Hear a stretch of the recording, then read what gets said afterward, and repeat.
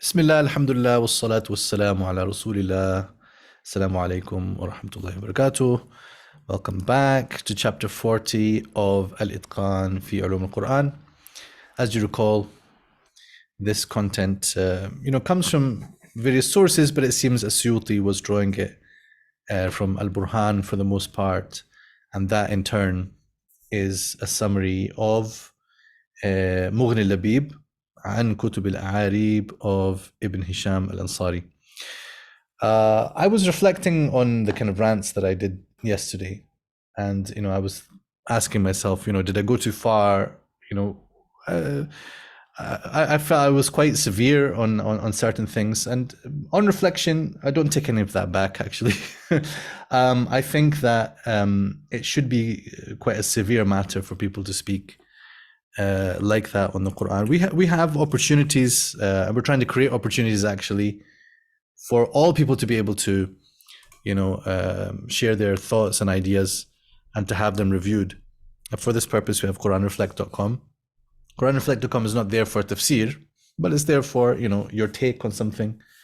The kind of things that I'm commenting on that some of the famous or not famous du'at, but people with a public platform or positions, things that they share sometimes are in the same category as reflections, because scholars can reflect as well, and that is its own value. But what would happen on QuranReflect.com is it will go to reviewers. Reviewers will look at it, and as long as there's nothing dodgy, weird, wrong, out of place, something claimed without evidence, something unsupported that contradicts the usul or the masadir, then it would go to the public. And that in that case, it doesn't matter if you're a scholar or not, as long as you're saying something within the range of things that you are in a position to say and that are backed up by evidence. So that's something which I hope will improve the situation. The question is sometimes whether people are willing to undergo that review. Here I'm talking about scholars reviewing it. So most people, I think, will jump at that chance. Most people who are interested in Quran reflection will jump at that, because we're always telling them, when they ask, is it all right for me to have my own ideas about an ayah or its significance or how the language is working in that ayah? And we say, well, speak to a person of learning and share your idea with them. If they say that it's correct, then you can share it with other people. Otherwise, keep it to yourself, until such a point. So here we're trying to provide the way that people can actually get that. Scholars too need to have. We've got something called peer review, right? At least, surely the Westerners are not superior to us in this. That in their secular academia, ideas have to go through review before being published. We are far too individualistic in this, in the way that we're acting, I think. So yes, as for what you make of it, ultimately you might say, the criticism I made is a light matter, and that's fine if that's your point of view. What's more severe for me than making a mistake is digging your heels in after a mistake. What's more severe for me is also not having the adab with the ilm. These are things that might be more disqualifying, but let's say for the time being that we're not out there to cancel anyone. We're just out there to correct the record when people say things about the Quran, that it should be correct and that it should be evidence-based. That is all that I'm concerned about. And actually, the reason I came with this non-apology, actually, and nobody asked me to apologize, ala fikra. I just decided to think about myself and hold myself to account in that gently. I realized that, subhanallah, all I'm doing is exactly what we are reading here from Ibn Hisham in this chapter, but especially in the next chapter. You'll see every time he mentions a rule, a qaida, he will say, وَلِذَلِكَ خُطِّئَ مَنْ قَالَ كَذَا وَكَذَا فِي هَذِهِ الْآيَةِ. And based on this rule, someone who claimed the following about this ayah, and sometimes خُطِّئَ الزَّمَخْشَرِيُّ فِي هَذِهِ الْآيَةِ, right? So someone as grand as Zamakhshari was called mistaken for his i'rab or his ta'wil of a particular ayah because it violates a particular rule. So this is all that we're doing, and in that respect, I'm actually going to give you more examples if they come to my mind as I'm reading through, of mistakes. Might be small things, might be howlers.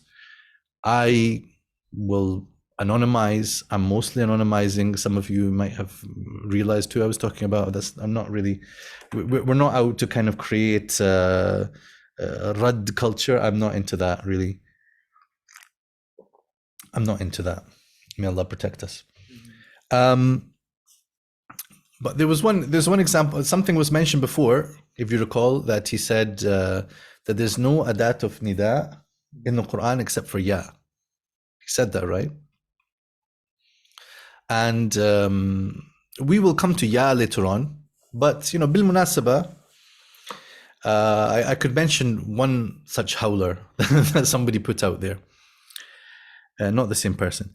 So somebody made a post in which they said there is no instance of ya Rabb in the Quran. Or he said Allah subhanahu wa ta'ala is never addressed with ya in the Quran. Why? And then the problem is sometimes when people actually present something as if they are actually sharing genuine qawa'id with you, because then he shared the qaida and the reason for this apparent rule, which is not true, as you'll see in a second. He said because ya is nida al-ba'id. Okay, so it is correct. Ya is nida al-ba'id, but mainly when you're contrasting or you've got other options like the hamza for nida, which as we saw before is not in the Quran unless we read aman huwa qanitun that way in Surah Zumar. But you have other nida al-ba'id, nida al-qarib, such as ay, aya. I think is sometimes mentioned for qarib, but it might be also in the bracket of ba'id. But ya is sometimes for bu'd.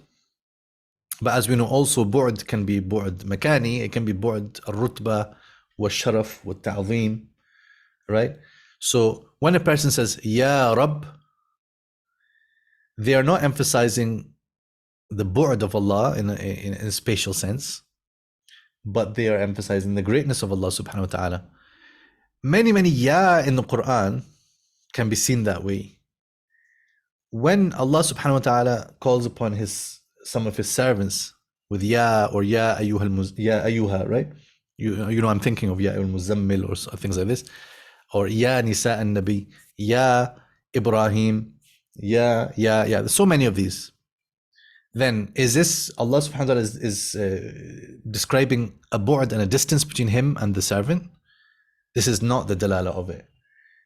Ya of ta'zim, not exactly, but maybe ya of tashrif, or that's if you have to attach something to it, because ultimately also you should know when you're studying the qawa'id of this, ya is aslun nida, right?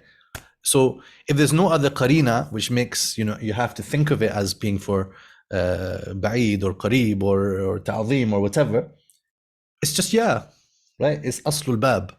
All nida is some like far' of ya.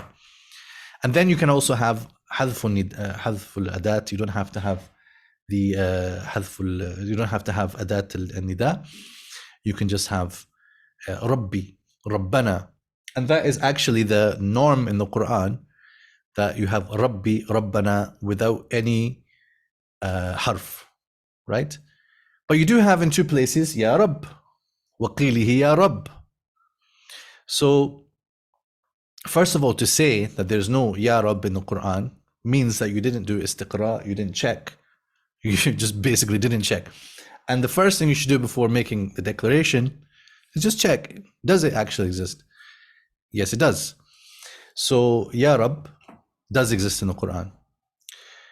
But what made it worse than this is actually some of the rationale that was put on top of this. The person said, because Allah subhanahu wa ta'ala says, وَإِذَا سَأَلَكَ عِبَادِي عَنِّي فَإِنِّي قَرِيب. So Allah said that He is near. So if there were any instance of Ya Rabb, this would create a contradiction in the Quran. Allah. This would create a contradiction in the Quran. Now, the problem is because this person didn't check, now, according to his argument, there is a contradiction in the Quran because وَقِيلِهِ يَا رَبِّ يَا رَبِّي. So there we do have now a contradiction in the Quran according to his manhaj. Now, I told you that people in the comment sections, typically they just like clap and cheer and they like and they share and that's what they do. And that is also why, let's be honest with ourselves. That's why people post these things. Also, there was no ilm in it in the first place. Like, هل تلقيت هذا العلم من شيخ من المشايخ؟ أبدا, right? The person thought of this themselves. They maybe have an idea of themselves as a traditionalist who, everything is by sanad and we don't use our minds and we just, but this, you're not going to find this, inshallah, in any book, I hope, because it doesn't make sense to begin with. But the argument was, this would create a contradiction. In the comment section, I actually noticed on this occasion, I was a little bit proud of my ummah.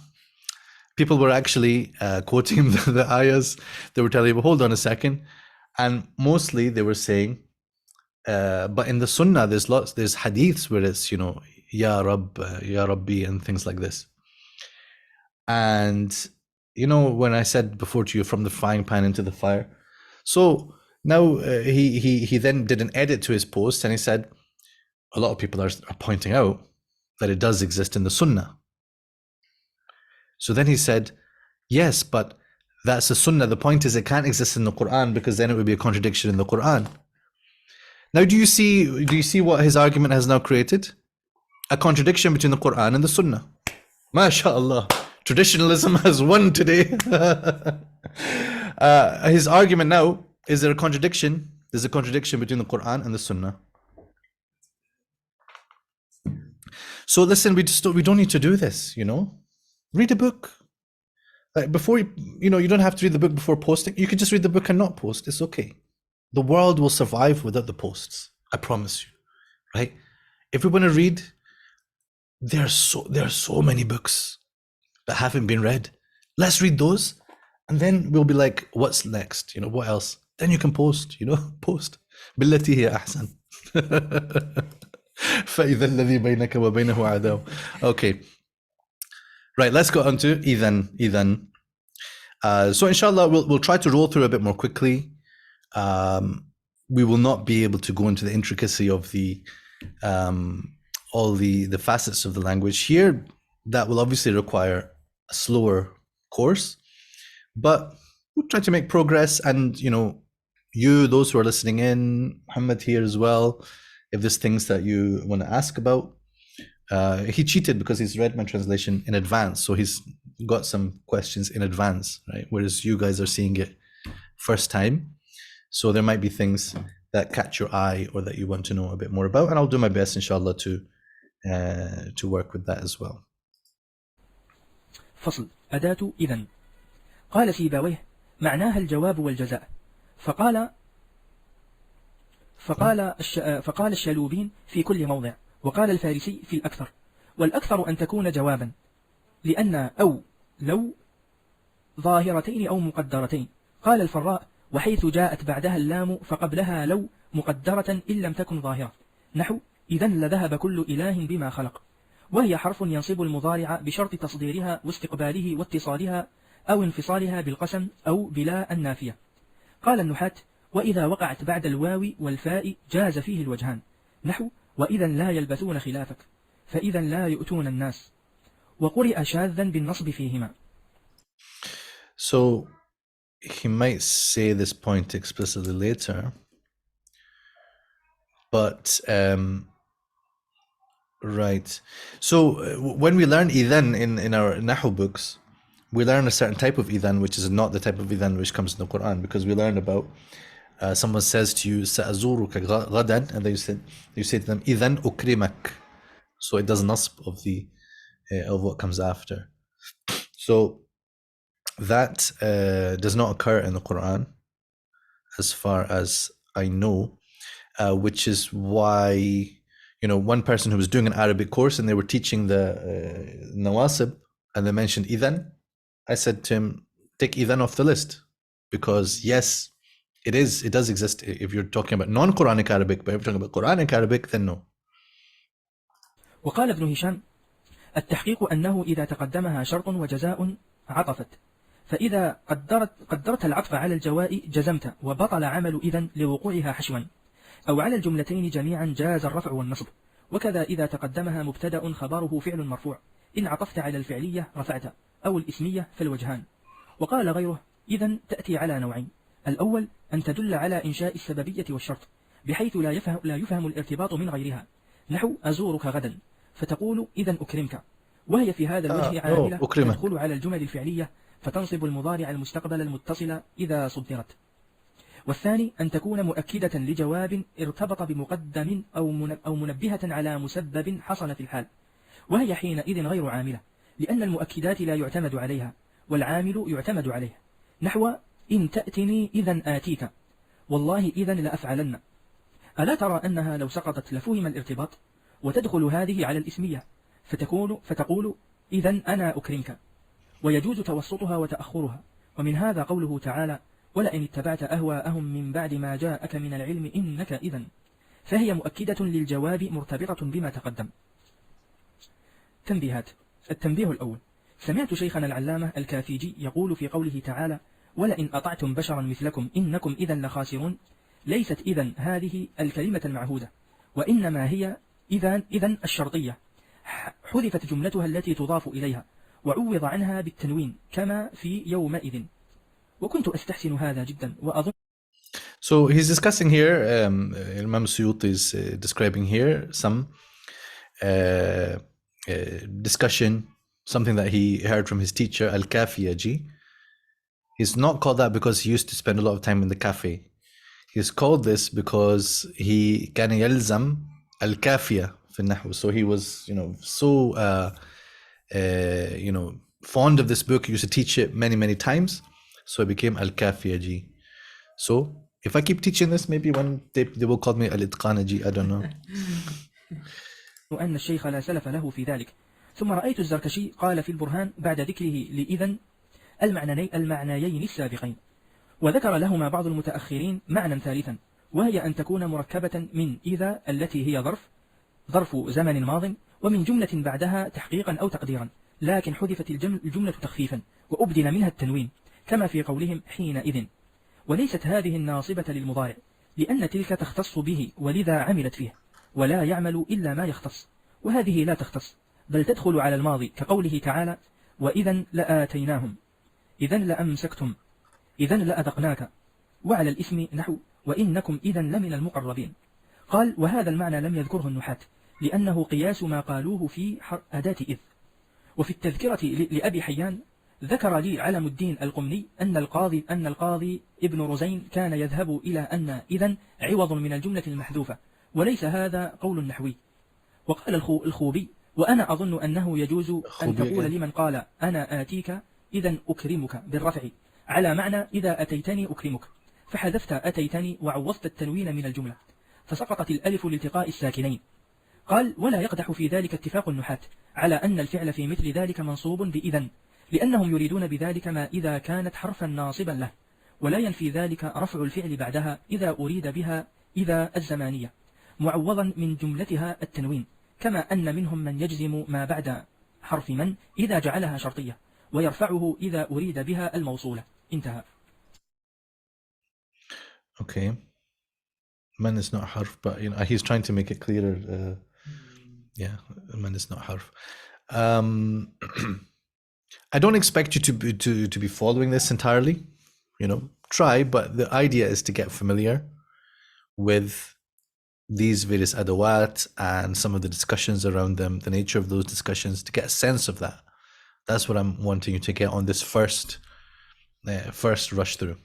فهؤلاء قد حاموا حول ما حام عليه الشيخ، إلا أنه ليس أحد منهم من المشهورين بالنحو وممن يعتمد قوله فيه. نعم، ذهب بعض النحاة إلى أن أصل إذن الناصبة اسم، والتقدير في إذن أكرمك إذا جئتني أكرمك، فحذفت الجملة فحذفت الجملة وعوض منها التنوين That was matter here, وأضمرت أن وذهب آخرون إلى أنها حرف مركبة من إذ وإن وحكى القولين ابن هشام في المغني. التنبيه الثاني: الجمهور على أن إذن يوقف عليها بالألف المبدلة من النون، وعليه إجماع القراء، وجوز قوم منهم المبرد والمازني في غير القرآن الوقف عليها بالنون كلن وإن، وينبني على الخلاف في الوقوف عليها كتابتها، فعلى الأول تكتب بالألف كما رسمت في المصاحف، وعلى الثاني بالنون. وأقول: الإجماع في القرآن على الوقف عليها وكتابتها بالألف دليل على أنها اسم منون لا حرف آخره نون، خصوصا أنها لم تقع فيه ناصبة للمضارع، فالصواب إثبات هذا المعنى لها كما جنح إليه الشيخ ومن سبق النقل عنه.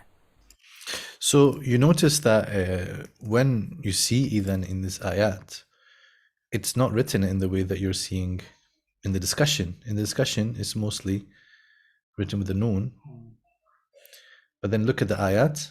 Idhan, alif. Idhan, idhan, idhan.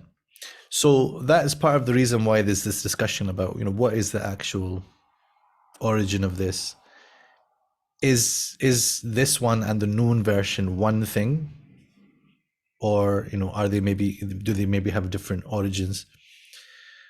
Okay, next up we have uf. Obviously it doesn't occur in a lot of places. أداة أف كلمة تستعمل عند التضجر والتكره، وقد حكى أبو البقاء في قوله تعالى: فلا تقل لهما أف قولين، أحدهما أنه اسم لفعل الأمر أي كف واترك، والثاني أنه اسم لفعل الماضي أي كرهت وتضجرت، وحكى غيره ثالثا أنه اسم لفعل المضارع أي أتضجر منكما. وأما قوله تعالى في سورة الأنبياء أف لكم فأحاله أبو البقاء على ما سبق في الإسراء ومقتضاه تساويهما في المعنى. وقال العزيزي في غريبه أي بئسا لكم، وفسر صاحب الصحاح أف بمعنى قذرا، وقال في الارتشاف أف أتضجر، وفي البسيط معناه التضجر، وقيل الضجر، وقيل تضجرت، ثم حكى فيها 39 لغة. قلت: قرئ منها في السبع أف بالكسر بلا تنوين، وأف بالكسر والتنوين، وأف بالفتح بلا تنوين، وفي الشاذ أف بالضم منونا وغير منون، وأف بالتخفيف. أخرج ابن أبي حاتم عن مجاهد في قوله تعالى: فلا تقل لهما أف قال: لا تقدرهما. وأخرج عن أبي مالك قال: هو الرديء من الكلام. I visited the translator,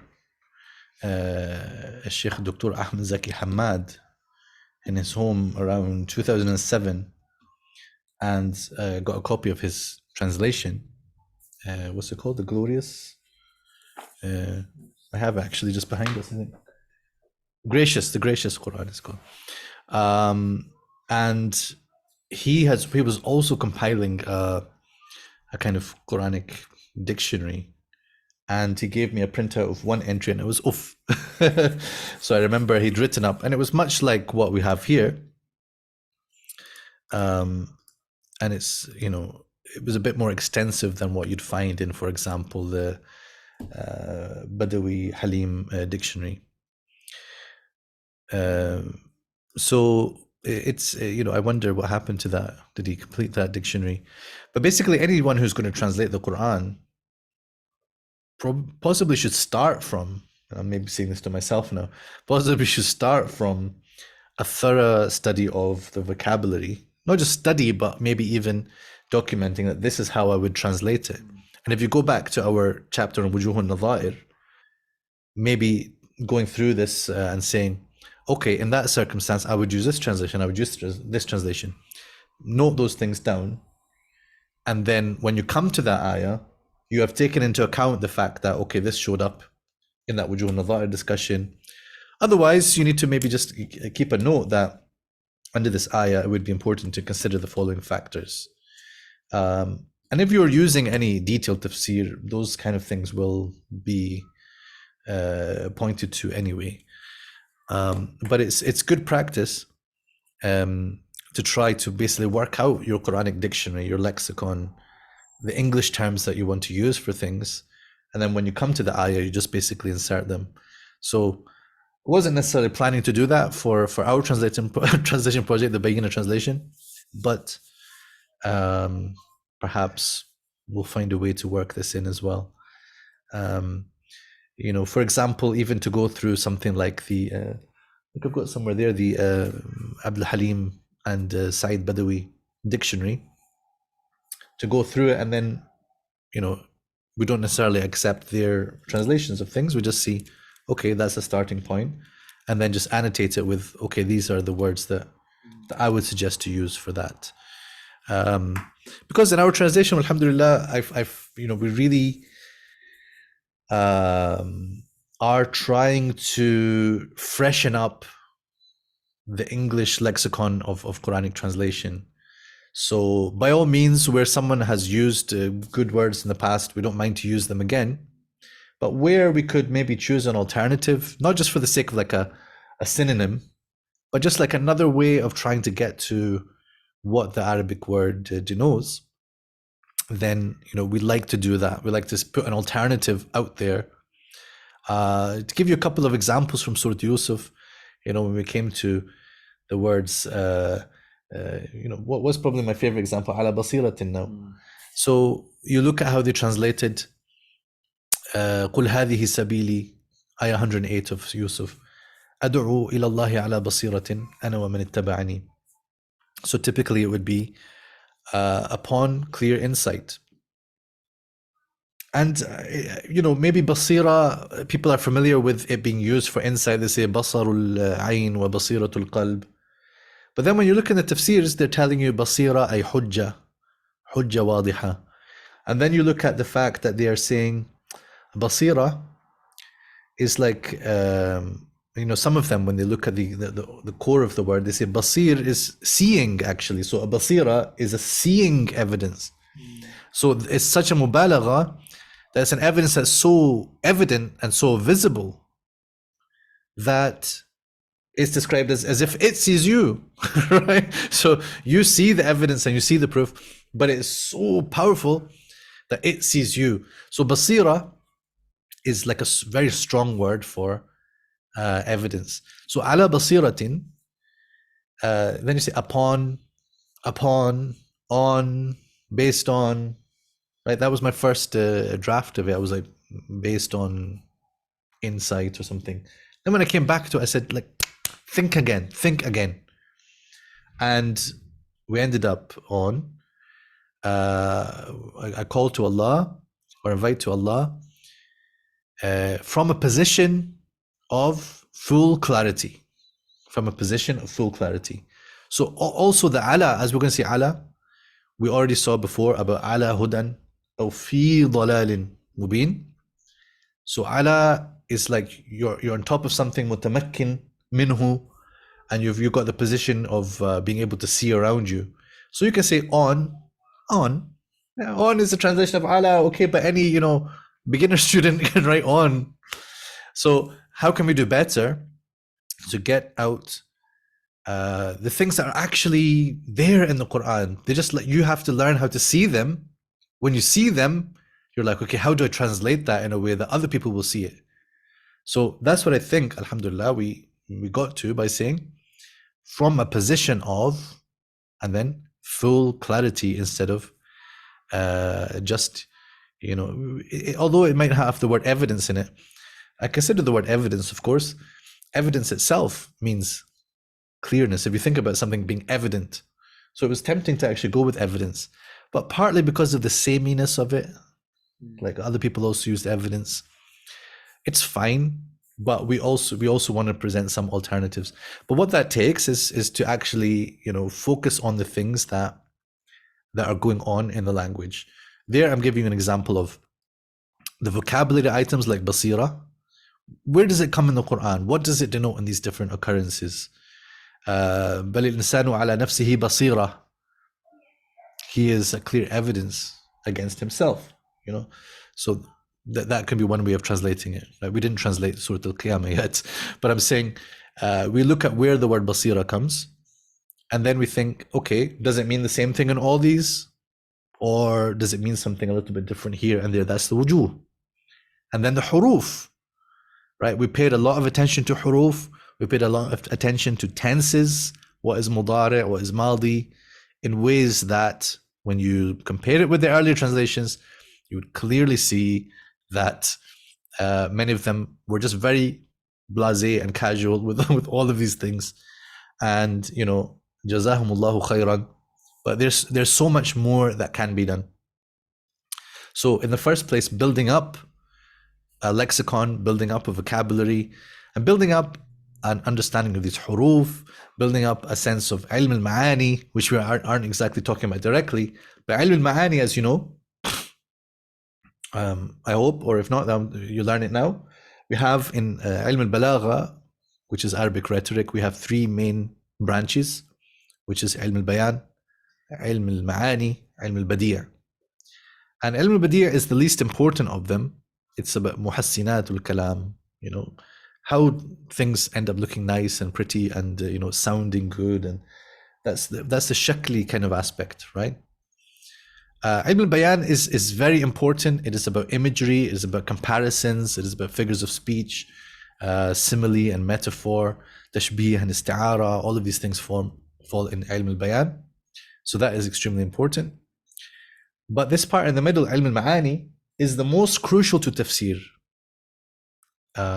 You know, you could say ilm al-bayan a very close second, but ilm al-ma'ani is the most crucial because it's about how meanings are conveyed by the words, not by the lexical items, but these things like the huruf, the taqdeem and ta'khir, things being plural, things being khabar and insha. And these are the things that are covered in this chapter and the next, and in chapter 42, I suppose, in particular, where there's some effect, you know, discussion of what happens when things are plural, what happens with pronouns, what happens, you know. So you can study ilm al-ma'ani as ilm al-ma'ani, fine. But here we're studying it kind of integrated with nahu and i'rab, and, you know, that's good. That's good. And we are also seeing it with translation because we are looking at a translation of Al-Itqan and, you know, the translation of the ayat. And as I told you before, what we have is kind of based on Abdullah Yusuf Ali's translation. So he might have something like this, but I had to change it sometimes to match what is being said in the discussion. So this is our uff. We have different qira'at of it. Uffi, uffin, uffa.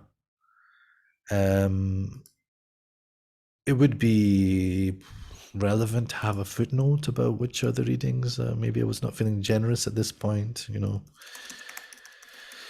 Shall we have a look? So in 1723, for example, we can look there. فَلَا تَقُلْ لَهُمَا أُفٍّ. Because also here we've got this interesting phenomenon of hafsonormativity, which I might take the opportunity to say something about as well. In 23, فَلَا تَقُلْ لَهُمَا أُفٍّ نافع وحفص وأبو جعفر. So Nafi and Abu Ja'far are al-Madaniyan, and then Hafs is one of the narrators from the Kufan reader, Asim. And then Uffa, Ibn Kathir al-Makki, Ibn Amir al-Shami, Yaqub al-Basri. And then Uffi is, it would seem to be the majority of readers, just about 1, 2, 3, 4, 5. No, this is like you say, the other half of the readers are with Uffi out of the 10 readers. But sometimes, you know, there's things that we're so used to, like for example, Ya bunayya la tushrik billah. So you would say, the correct way is to say Ya bunayya. But then you realize that is literally only Hafs out of all the 20 narrators and the 10 qira'at, and the others have Ya bunayyi. So Ya bunayyi is also normal, arguably more normal than Ya bunayya. Both are fine, both are correct, both are perfectly fine. But the point is, sometimes we think of the Arabic as, you know, oh, because this is what's in the Qur'an, but then what's in the Qur'an is more than just what's in Hafs. So if we say uff, well, uff is pronounced uffin. Yes, it is, but it's also pronounced uffi, and it's also pronounced uffa. So these are things that we should be aware of in the landscape of Quranic language. That is not specifically just what is in the reading of Hafs. And indeed, sometimes there are some grammatical phenomena that don't exist in the Quran if we were just looking at hafs. But once you take into account the different readings, there are some examples of certain things. And I think we'll see that as we go through, inshallah. الألف واللام تأتي على But I mean, an example came already. If we said there is no nida بغير يا في القرآن, that would be correct if we just stuck with hafs. But once you take into account the other readings and you've got aman huwa qanitun, then if we accept that that is nida, then there is nida بغير يا. ثلاثة أوجه. أحدها أن تكون اسما موصولا بمعنى الذي وفروعه وهي الداخلة. Okay, this is very important, very important one. We've come on to al. Okay, so you're going to expect the first thing would be al that we all know, but al starts out by talking about the wajh which is بمعنى الذي. So it's important to know about it. It is not the most common thing, which is actually the second one. That's حرف التعريف. على أسماء الفاعلين والمفعولين نحو إن المسلمين والمسلمات إلى آخر الآية، التائبون العابدون إلى آخر الآية. وقيل هي حينئذ حرف تعريف، وقيل موصول حرفي. الثاني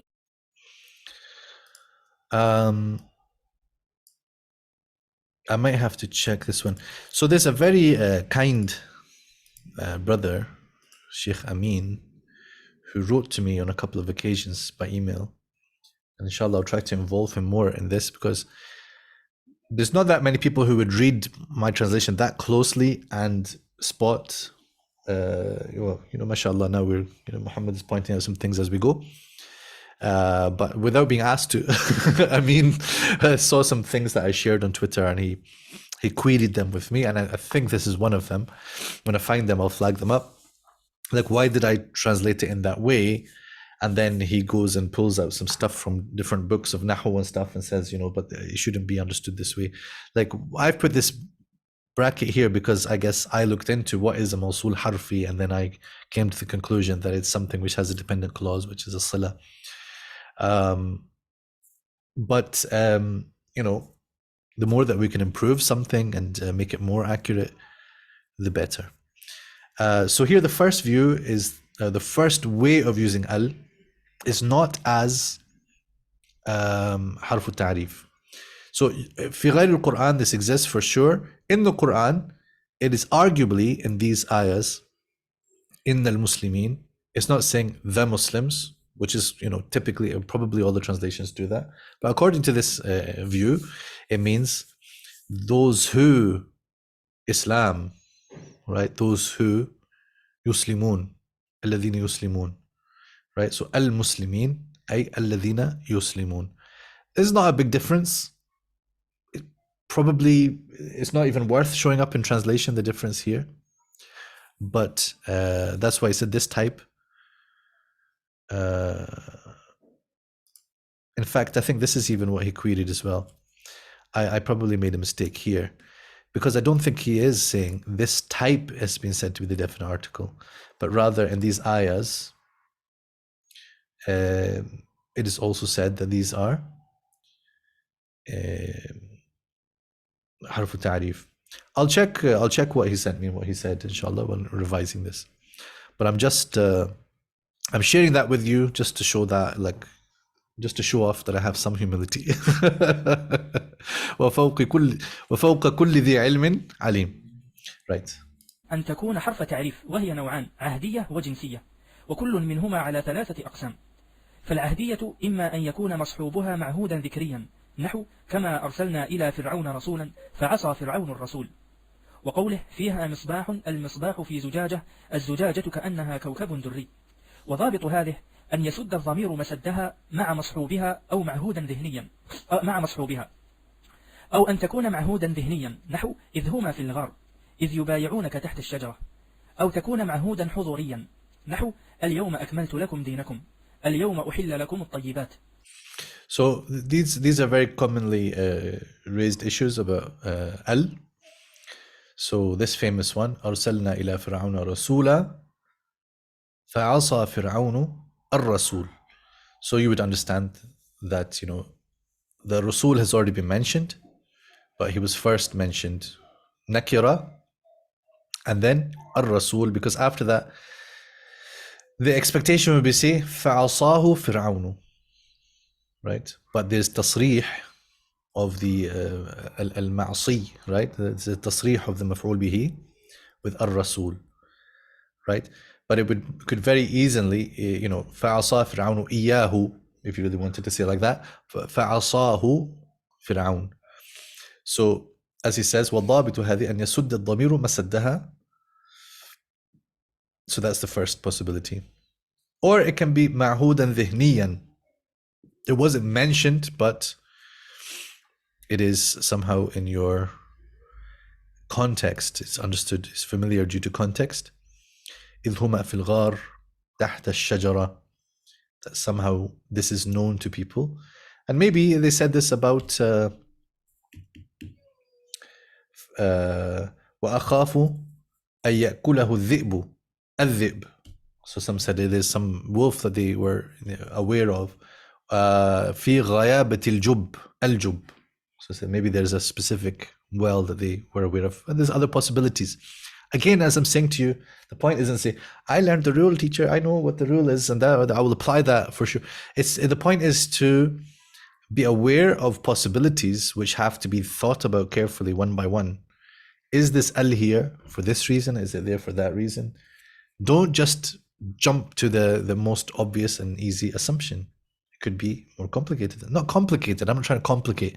It could be something subtler, could be something sweeter, could be something more exciting. Could be. But you also don't have to go all the way always to find a complicated thing. Sometimes, what is the expression? If it walks like a duck and quacks like a duck. It's al. قال ابن عصفور: وكذا كل واقعة بعد اسم الإشارة أو أي في النداء، وإذا الفجائية، أو في اسم الزمان الحاضر نحو الآن.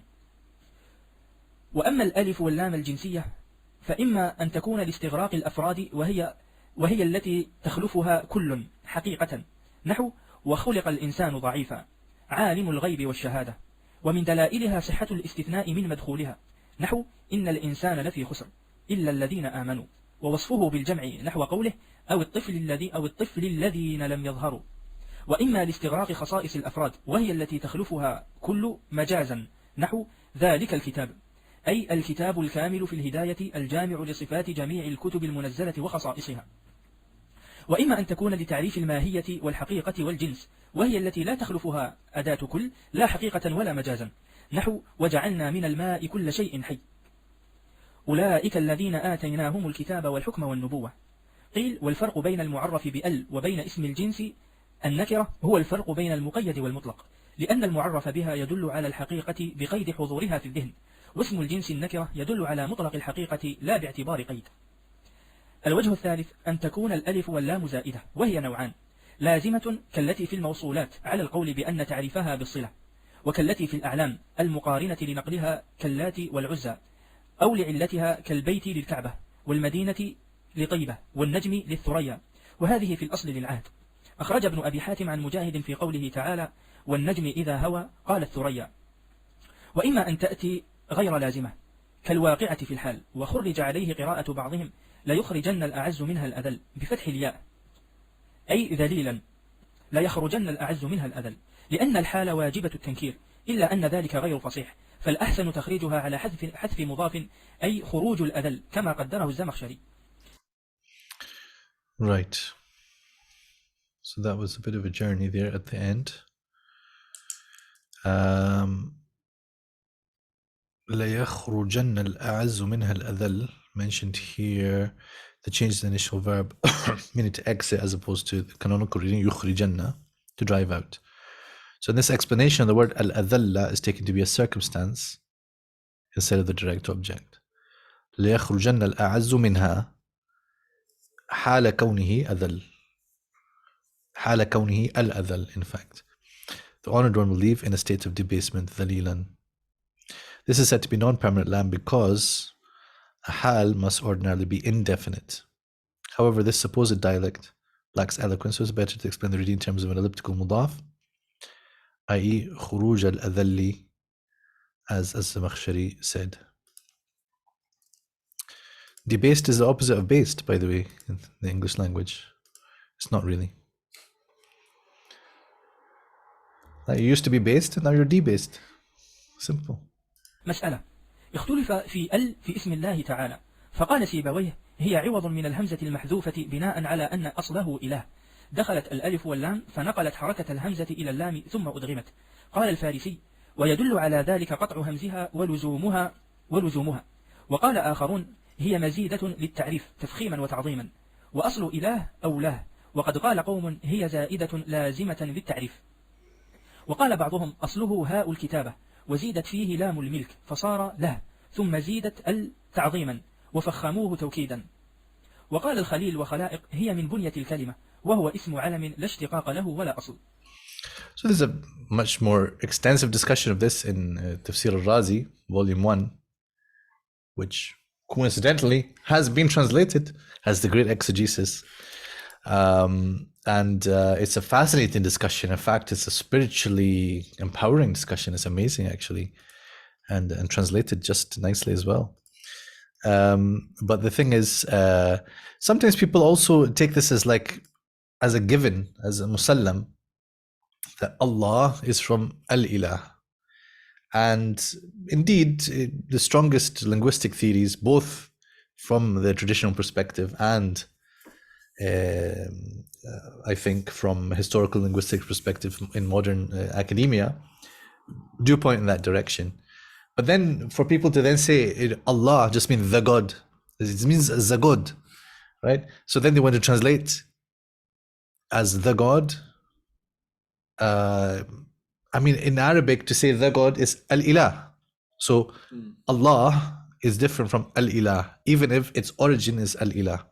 And then in Imam al-Razi's thing, it's not about not so much about this question of how it's derived, but then from what meaning of ilah.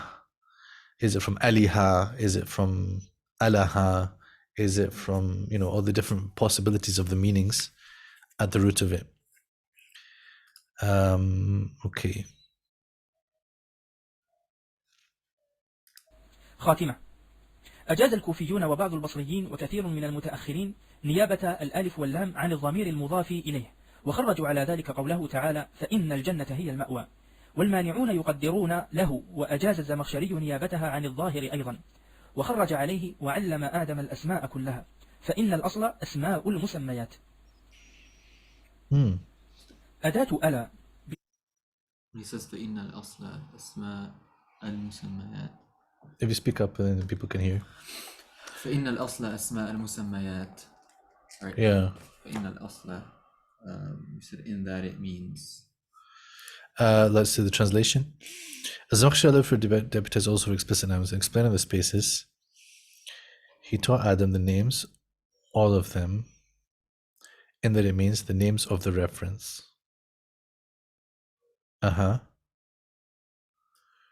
How's he using فإن, like إن الأصل? Seems. Inna is kind of ta'leel. So it's ta'leel of his takhrij of it. خرج عليه, in that the asl according to him is asma' al-musammayat. So how is this relevant? Because asma' al-musammayat, we've got a mudaf ilayhi here, and then the na'ib for that is the al in al-asma'. So his point was نيابتها عن الظاهر. So this would have been, if it was there, would have been a dhahir rather than a dhamir. So you're quoting the way I translated that in that. As Az-Zamakhshari allowed for it to deputize also for explicit nouns and explain on the space he taught Adam the names of all of them, in that it means the name of the reference. I think it's fine. Or you're not getting the sense of my in that? Yeah, I was just trying to see how in al-asla. al-Suyuti is not asserting some new statement. It's خرج الزمخشري هذه الآية على هذا الوجه فإن الأصل in that, the asl of it, according to him, is asma' al-musammayat. الفتح والتخفيف وردت في القرآن على أوجه، أحدها للتنبيه فتدل على تحقيق ما بعدها. قال الزمخشري: ولذلك قل وقوع الجمل بعدها إلا مصدرة بنحو ما يتلقى به القسم، وتدخل على الإسمية والفعلية، نحو ألا إنهم هم السفهاء، ألا يوم يأتيهم ليس مصروفا عنهم.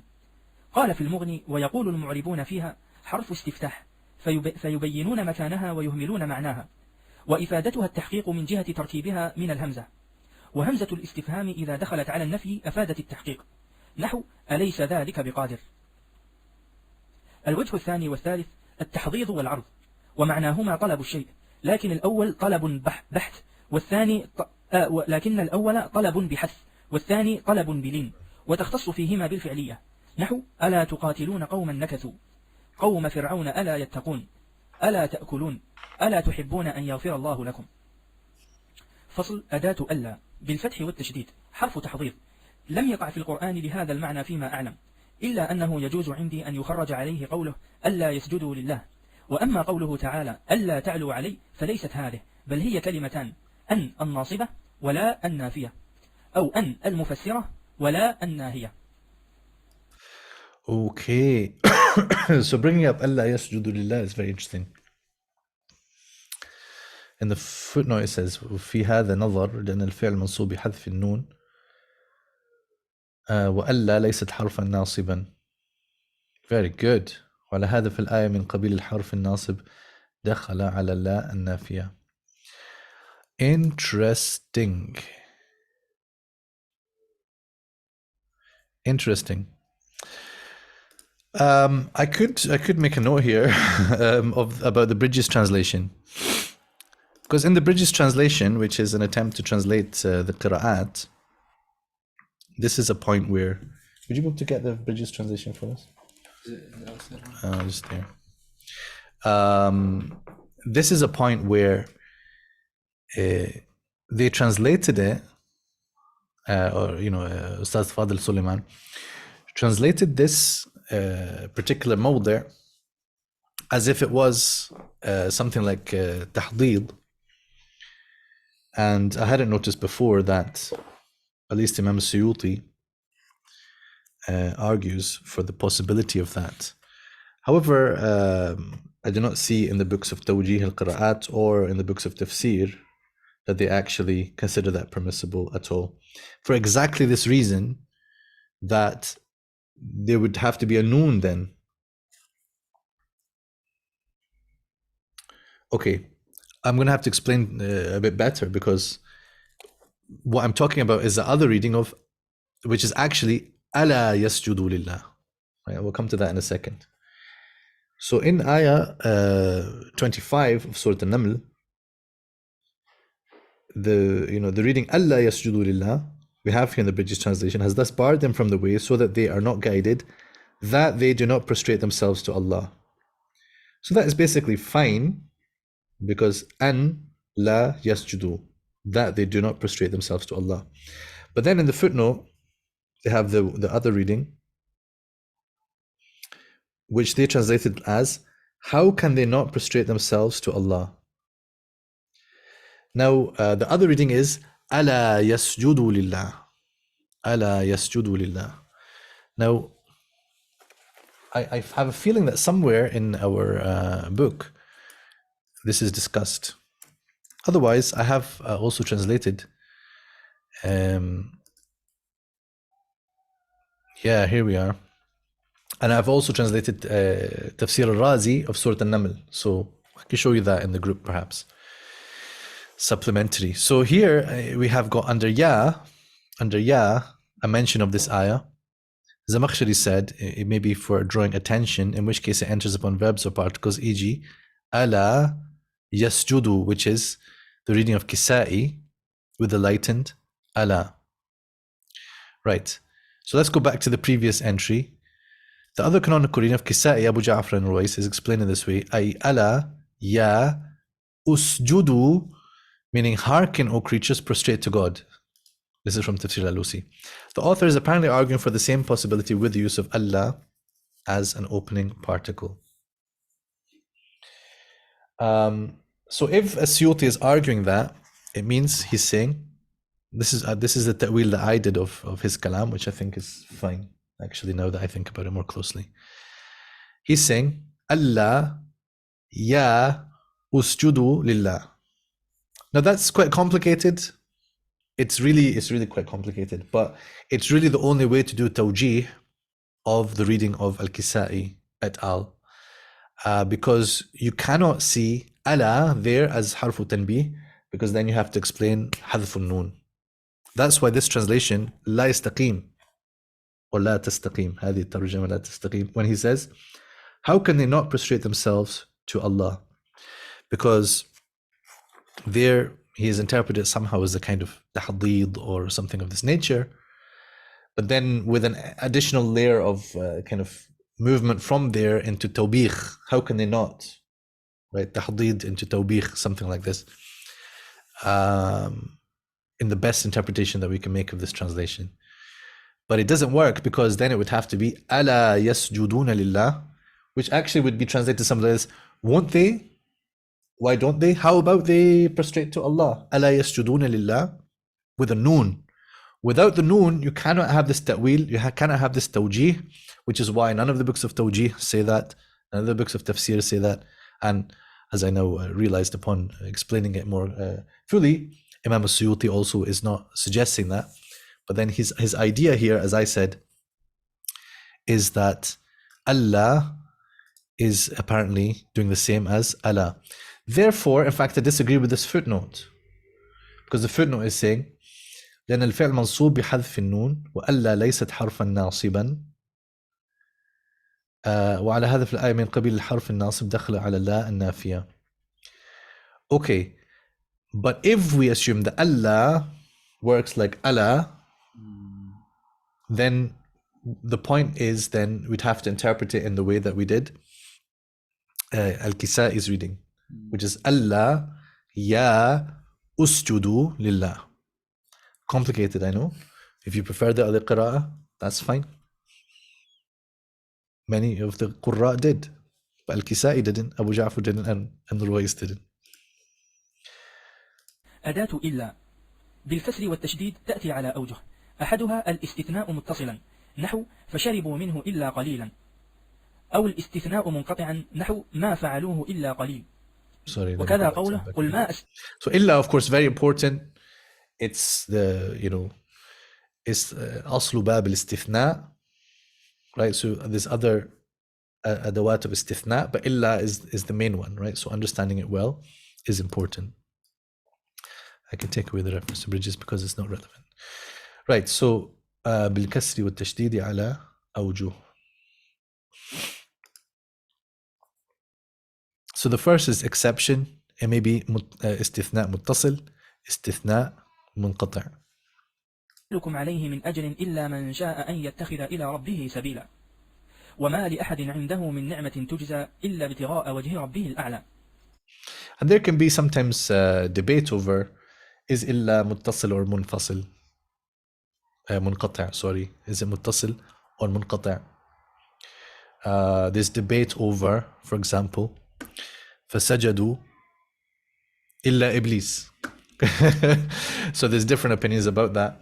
Of course, it doesn't necessarily mean a big theological difference, but at least on a grammatical level, is the istithna muttasil or munqati'? What was the one that there was a surah that we were studying recently? There was an issue about it. Maybe I'll remember in a minute. الوجه الثاني بمعنى غير فيوصف بها وبتاليها جمع منكر أو شبهه ويعرب الاسم الواقع بعدها بإعراب غير نحو لو كان فيهما آلهة إلا الله لفسدتا. فلا يجوز أن تكون هذه الآية للاستثناء لأن آلهة جمع منكر في الإثبات منكر في الإثبات فلا عموم له فلا يصح الاستثناء منه ولأنه يصير المعنى حينئذ لو كان فيهما آلهة ليس فيهم الله لفسدتا وهو باطل باعتبار مفهومه. الوجه الثالث أن تكون عاطفة بمنزلة الواو في التشريك ذكره الأخفش والفراء وأبو عبيدة وخرجوا عليه قوله تعالى لئلا يكون للناس عليكم حجة إلا الذين ظلموا منهم وقوله لا يخاف لدي المرسلون إلا من ظلم ثم بدل حسنا بعد سوء، أي ولا الذين ظلموا ولا من ظلم، وتأولهما الجمهور على الاستثناء المنقطع. الوجه الرابع بمعنى بل، ذكره بعضهم وخرج عليه ما أنزلنا عليك القرآن لتشقى إلا تذكرة، أي بل تذكرة. الوجه الخامس بمعنى بدل، ذكره ابن الصائغ وخرج عليه قوله آلهة إلا الله، أي بدل الله أو عوضه، وبه يخرج عن الإشكال المذكور في الاستثناء وفي الوصف بإلا من جهة المفهوم. وغلط ابن مالك فعد من أقسامها نحو إلا تنصروه فقد نصره الله، وليست منها بل هي كلمتان، إن الشرطية ولا النافية. فائدة: قال الرماني في تفسيره: معنى إلا اللازم لها الاختصاص بالشيء دون غيره، فإن قلت جاءني القوم إلا زيدا فقد اختصصت زيدا بأنه لم يجئ، وإذا قلت ما جاءني إلا زيد فقد اختصصته بالمجيء، وإذا قلت ما جاءني زيد إلا راكبا فقد اختصصته بهذه الحالة دون غيرها من المشي والعدو ونحوه. فصل حرف الآن. Okay, so let's pause here. Mohammed, what's your question? The second usage. Second usage. Meaning of غير. Yes. Mm-hmm. It says, okay. ويعرب الاسم الواقع بعدها بإعراب غير. Right? So, and I think from what I've understood is that, so إلا الله, so it would be, it would take the place of غير itself, not what follows غير. So ويعرب الاسم الواقع بعدها بإعراب غير. It's the إعراب that غير would have if it were there. Yes. So I guess I didn't understand what you mean by what follows غير, because I thought that meant like whatever in here. Yeah. So I probably shouldn't have what follows basically. But not the grammar of the noun following it is, I've said explained. So yu'arabu could be to explain the grammar of something, but I think here it probably means it is given the vowel, right? That's what I understand. That's what you're thinking? Yeah, because it would be ghayrullah. Yeah, because I think the point is, if you had غير here, you would say لو كان فيهما آلهة غير الله. So Allah here would take, well, غير الله it would be, yeah. Would take, ويعرب الاسم الواقع بعدها بإعراب غير. Right, which غير would have been a صفة of آلهة. Right. I think that you are right in pointing this out. Together with the noun following, it's used adjectively for an indefinite plural or similar. The noun following it. So what follows غير is always مضاف إليه, so that's not interesting. Yeah, that's always. So the noun following it.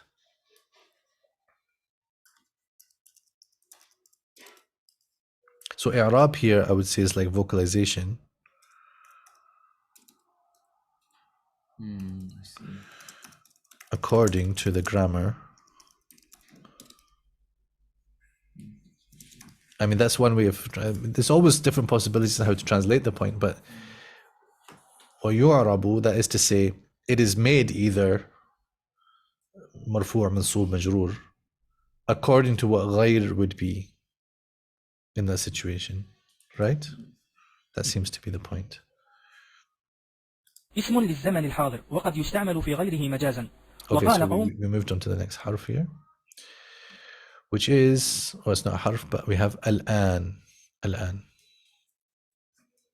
هي حد للزمانين، أي ظرف للماضي وظرف للمستقبل، وقد يتجوز عما قرب من أحدهما. وقال ابن مالك: لوقت حضر جميعه، كوقت فعل الإنشاء حال النطق به أو بعضه، نحو الآن خفف الله عنكم، فمن يستمع الآن يجد له شهابا رصدا. قال: وظرفيته غالبة لا لازمة، واختلف في الألف واللام التي فيه، فقيل للتعريف الحضوري، وقيل زائدة لازمة. أداة إلى حرف جر له معان، أشهرها انتهاء الغاية زمانا، نحو ثم أتم الصيام إلى الليل، أو مكانا، نحو إلى المسجد الأقصى، أو غيرهما، نحو والأمر إليك، أي Very colloquially, the buck stops with you. والأمر إليك. I was having fun that day, man. Colloquially, the buck stops with you. I like that. Just remind me when in Surah An-Naml to translate it as the buck stops with you, Your Majesty. انتهاه إليك ولم يذكر لها الأكثرون غير هذا المعنى. وزاد ابن مالك وغيره تبعا للكوفيين معاني أخر منها المعية، وذلك إذا ضممت شيئا إلى آخر في الحكم به أو عليه أو التعلق، نحو من أنصاري إلى الله وأيديكم إلى المرافق ولا تأكلوا أموالهم إلى أموالكم. So here you can see how these discussions then impact on some fiqhi questions. Like وَأَيْدِيَكُمْ إِلَى الْمَرَافِقِ. Does that then mean up to, but stopping before the elbow, just stopping at the elbow, or is it up to and including? Does the word ila solve this question for us, or do we have to then have other evidences which establish which way it is? ثُمَّ أَتِمُّ الصِّيَامَ إِلَى اللَّيْلِ. Nobody says here you fast into the night, or do they? I don't think they do, but there is a discussion around whether Maghrib actually is Layl. I think that's where some of the Shia they have this view about fasting longer into the night.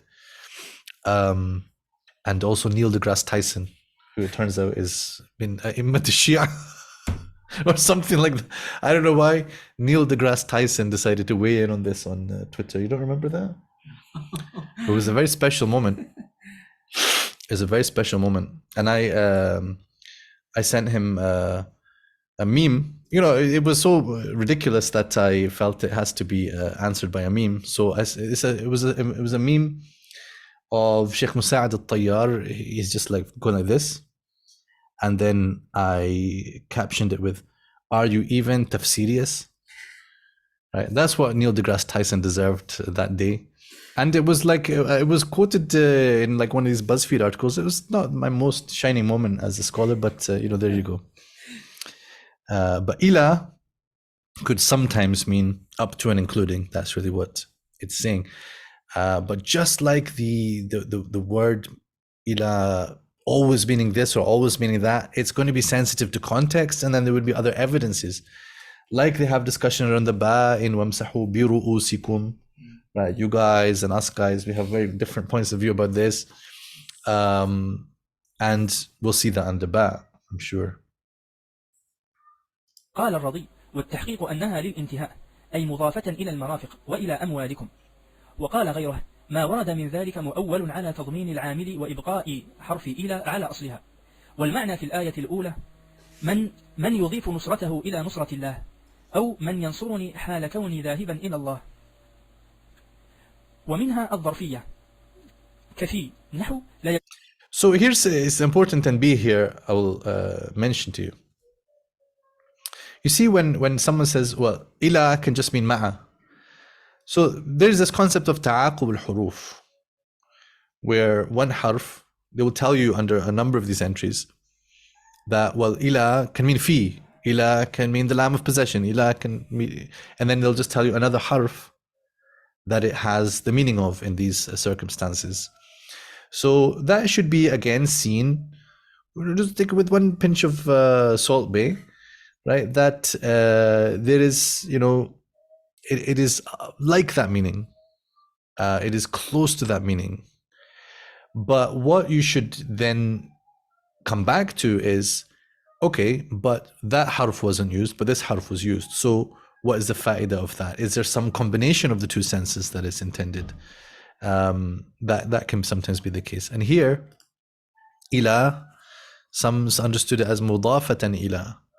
Man ansari ila Allah. How to understand that with the word ila in some way that makes sense. Man yudifu nusratahu ila nusratillah. أو من ينصرني حال كوني ذاهبا إلى الله. So by looking at it in that way, it's trying to get to the subtlety of the use of ila, even though ma'a might be the quick way of answering it. لا يجمعنكم إلى يوم القيامة أي فيه. هل لك إلى أن تزكى أي في أن تزكى. ومنها مرادفة لللام. I mean, can we do that here? He hasn't spelled it out, but you know, when he says, it can mean في ليجمعنكم إلى يوم القيامة. أي في يوم القيامة. Are we just going to do that as... Listen, حبيبي, I read in Al-Itqan في علوم القرآن. إلى here is the meaning of في. انتهى الكلام. Case closed. That's okay. That's fine. You can say that. That's not a problem. But can we try some sort of sense of subtlety? Why is it not in this ayah لَيَجْمَعَنَّكُمْ فِي يَوْمِ الْقِيَامَةِ, or just simply لَيَجْمَعَنَّكُمْ يَوْمَ الْقِيَامَةِ? You know, for example, I'm not a mufassir, but just if I was trying to pretend to be one, I would say it gives you the sense of it's a journey. He's going to gather you and you are traveling to Yawm al-Qiyamah. He's bringing everyone. Everyone is coming from all the directions and all the places and all the times. And he is gathering you to a final destination. So when translating it, let's see, how is it translated here? He will certainly gather you on ila, the day of judgment. So I'm following his instruction here. Understand it as, oh, see the problem also? In English, we don't say in. So if we were to translate literally, we say, first of all, he will gather you to the day of judgment. Right? What does, can you look what does Fadl do? Because this the British translation is based on literalism, 487. So it's based on literalism in order to precipitate tadabbur, right? So here, I'm hoping, but we'll find that he did this. He'll gather you to the day of judgment. But if we were to then say, okay, but the ta'wil of it, as the Suyuti is giving us, What are you hoping? To the day of resurrection. What is it? He will surely gather you. He will gather you to the day of resurrection. So there you go. So that translation, for all the things that I point out with regards to the qira'at, I have big problems with what's happened in the qira'at there. But what's useful about it is it's extraordinarily literal. That's not necessarily a good thing in all translations, but it's useful to have a translation like that can help people who don't have an understanding of the Arabic huruf themselves. They can see the two, and then this is Ustad Fadl's theory. The reader is supposed to go, gather you two. That's odd. And then they're supposed to say, okay, I wonder why it's like that. And his perspective is the Arabic of the Quran is like that. It is very jarring and, awkward. That's not his word, but because that would be inappropriate. I'm sure he didn't say that. But the Arab readers themselves find it to be unintuitive. I don't fully agree with that, as you might be able to tell. But this is a kind of example where his kind of manhaj has some use, right? To be munsifin, right? Ustaz Fadl has, told me about some conversations he had with Professor Abdul Halim or other translators, and how he has tried to sort of get Abdul Halim to see his methodology of literalism. And one of his favorite examples is وَسِيقَ الَّذِينَ كَفَرُوا إِلَى جَهَنَّمَ زُمَرًا. These ayat, which wasiqa is in the past tense, and so he will translate it as they were driven, and he wants you to say, what do you mean were driven? And then to think about it and realize, well, because everything in the grand scheme of Allah's creation is as though it has already happened in the knowledge of Allah, or something like this.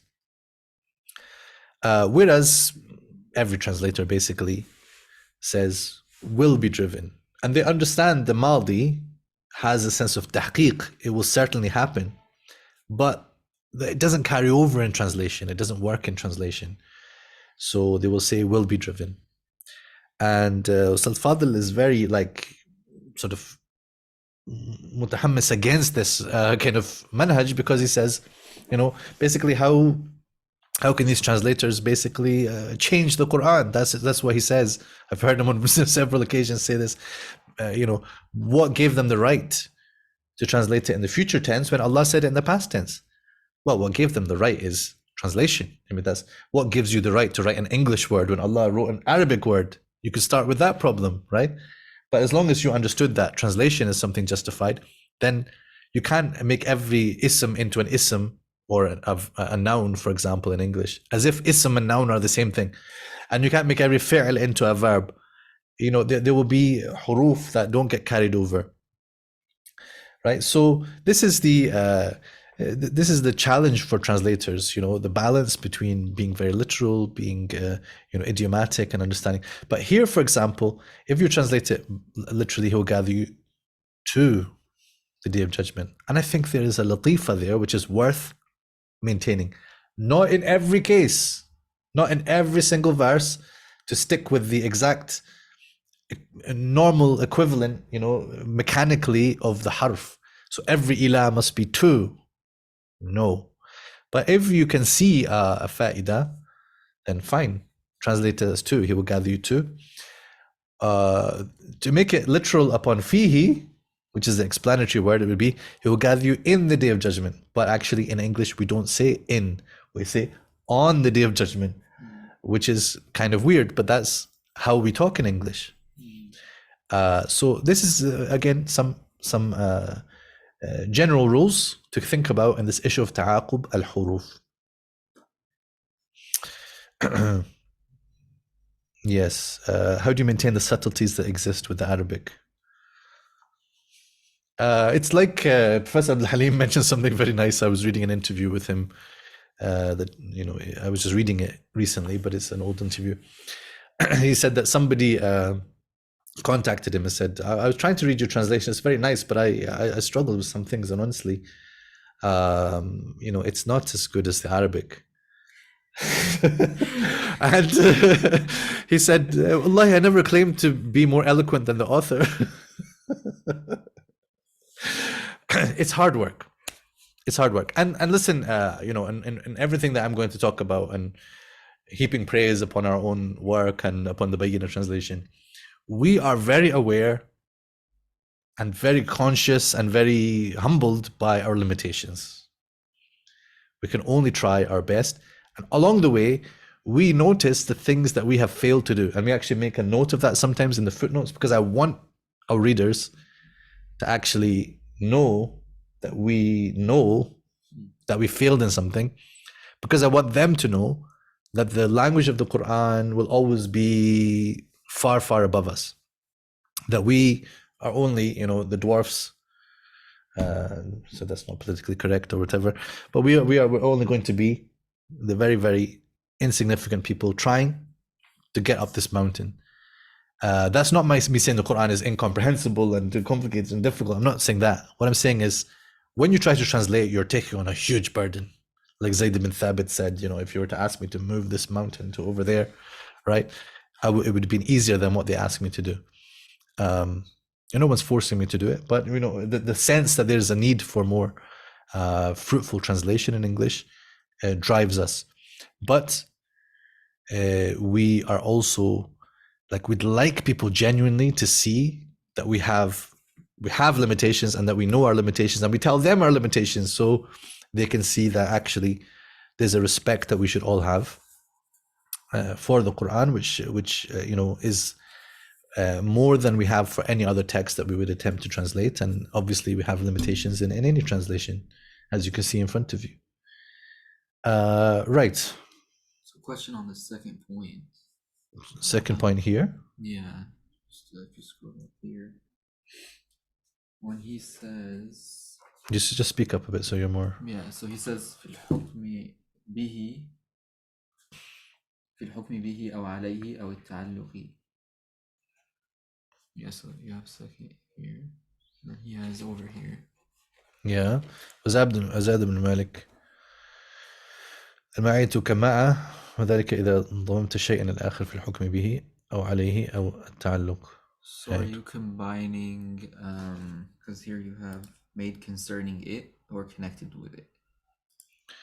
Yeah, I mean, what really is the difference between al-hukm bihi and alayhi? Yeah, well, let's think about it.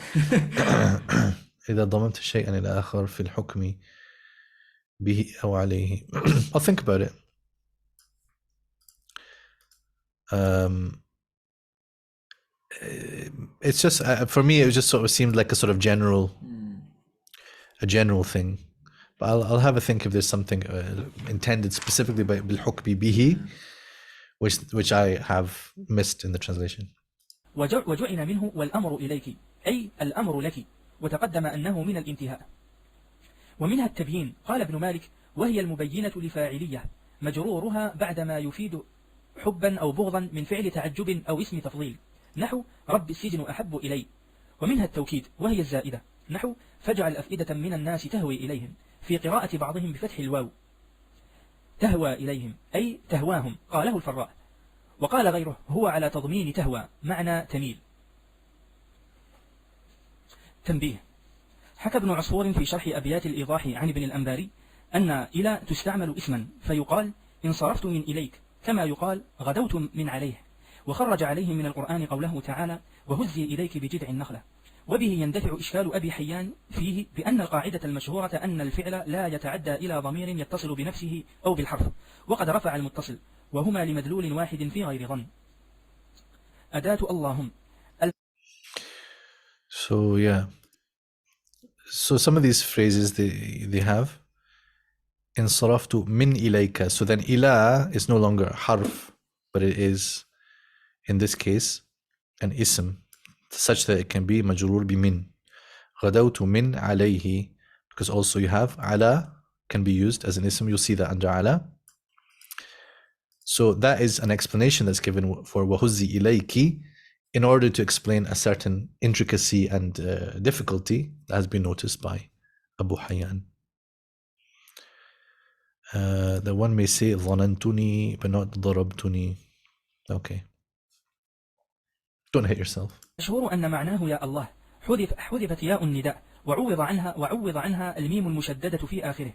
وقيل أصله يا الله أم منا بخير، فركب تركيب حي هلا.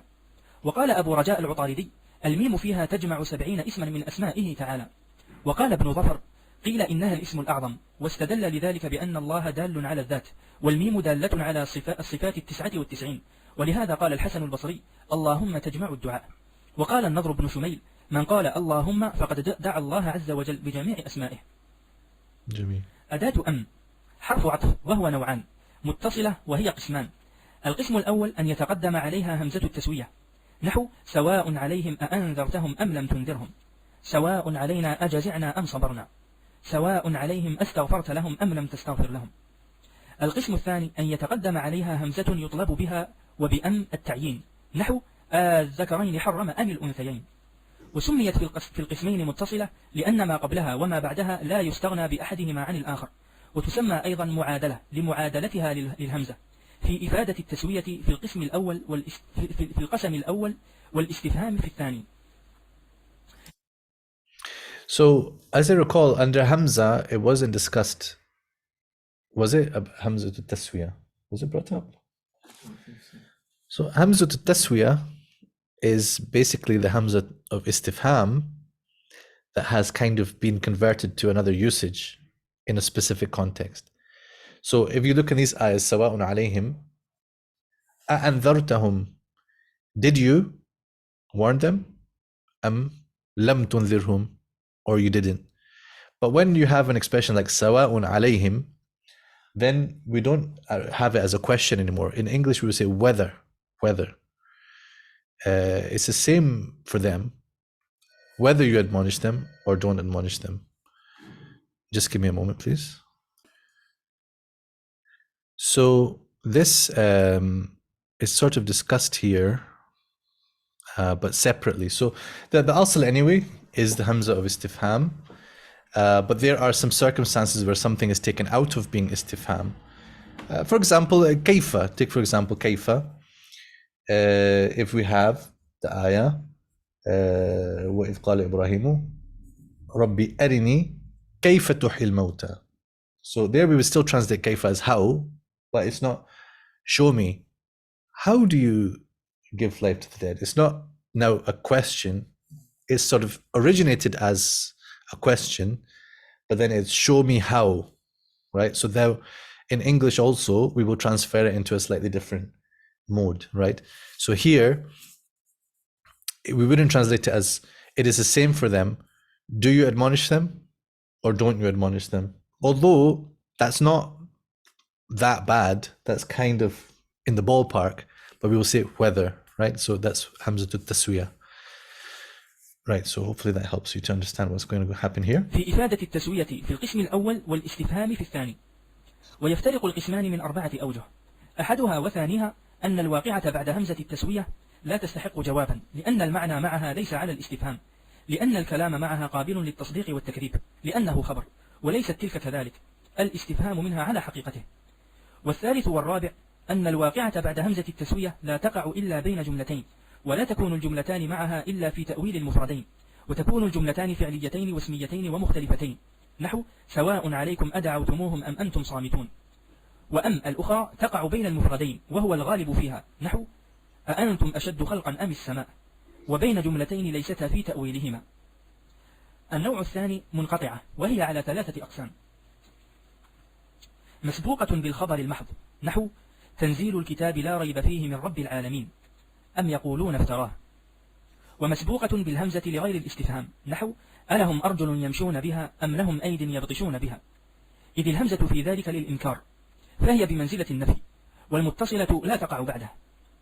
ومسبوقة باستفهام بغير الهمزة، نحو قل هل يستوي الأعمى والبصير أم هل تستوي الظلمات والنور. ومعنى أم المنقطعة الذي لا يفارقها الإضراب، ثم تارة تكون له مجردا، وتارة تتضمن مع ذلك استفهاما إنكاريا. فمن الأول أم هل تستوي الظلمات والنور، لأنه لا يدخل الاستفهام على استفهام. ومن الثاني أم له البنات ولكم البنون، تقديره بل أله البنات، إذ لو قدرت الإضراب المحض لزم المحال. Right. Surah Al-Tur, you've got so many ams.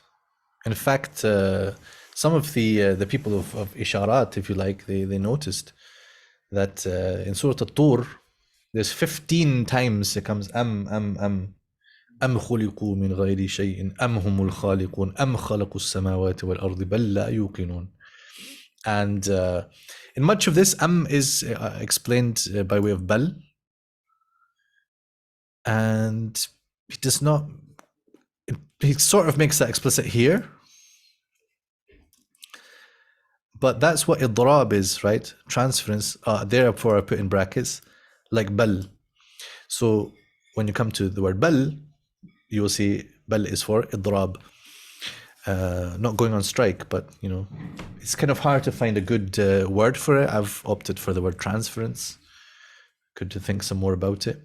But anyway, in Surah At-Tur, they say because the 15th year after prophethood is when all this threatening, series of what is ultimately amounting to a threat came to be, and there was the Battle of Badr and their great loss there.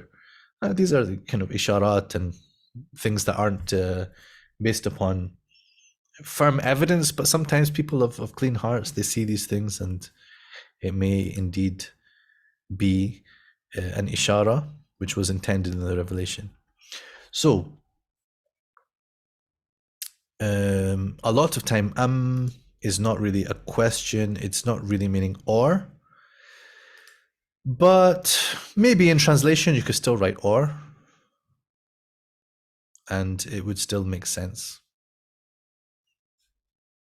تنبيهان: الأول قد ترد أم محتملة للاتصال والانقطاع، كقوله تعالى قل أتخذتم عند الله عهدا فلن يخلف الله عهده أم تقولون على الله ما لا تعلمون. قال الزمخشري يجوز في أن تكون معادلة، بمعنى أي الأمرين كائن على سبيل التقرير لحصول العلم يكون أحدهما، ويجوز أن تكون منقطعة. التنبيه الثاني: ذكر أبو زيد أن تقع زائدة. If it's منقطعة then it's like بل تقولون على الله. وخرج عليه قوله تعالى أفلا تبصرون أم أنا خير، قال التقدير أفلا يبصرون أنا خير. And we see in bal also that bal doesn't necessarily negate what comes before, but it often contains it, generally, in fact, probably most of the time, contains an implicit negation of what comes before. But, you have explicitly sometimes kalla bal, right? But without the kalla, without a negation, bal by itself technically, from a grammar perspective, they say it actually affirms what comes before and then adds something else. Is idrab or istidrak, something of this nature. We'll come to bal soon enough, inshallah.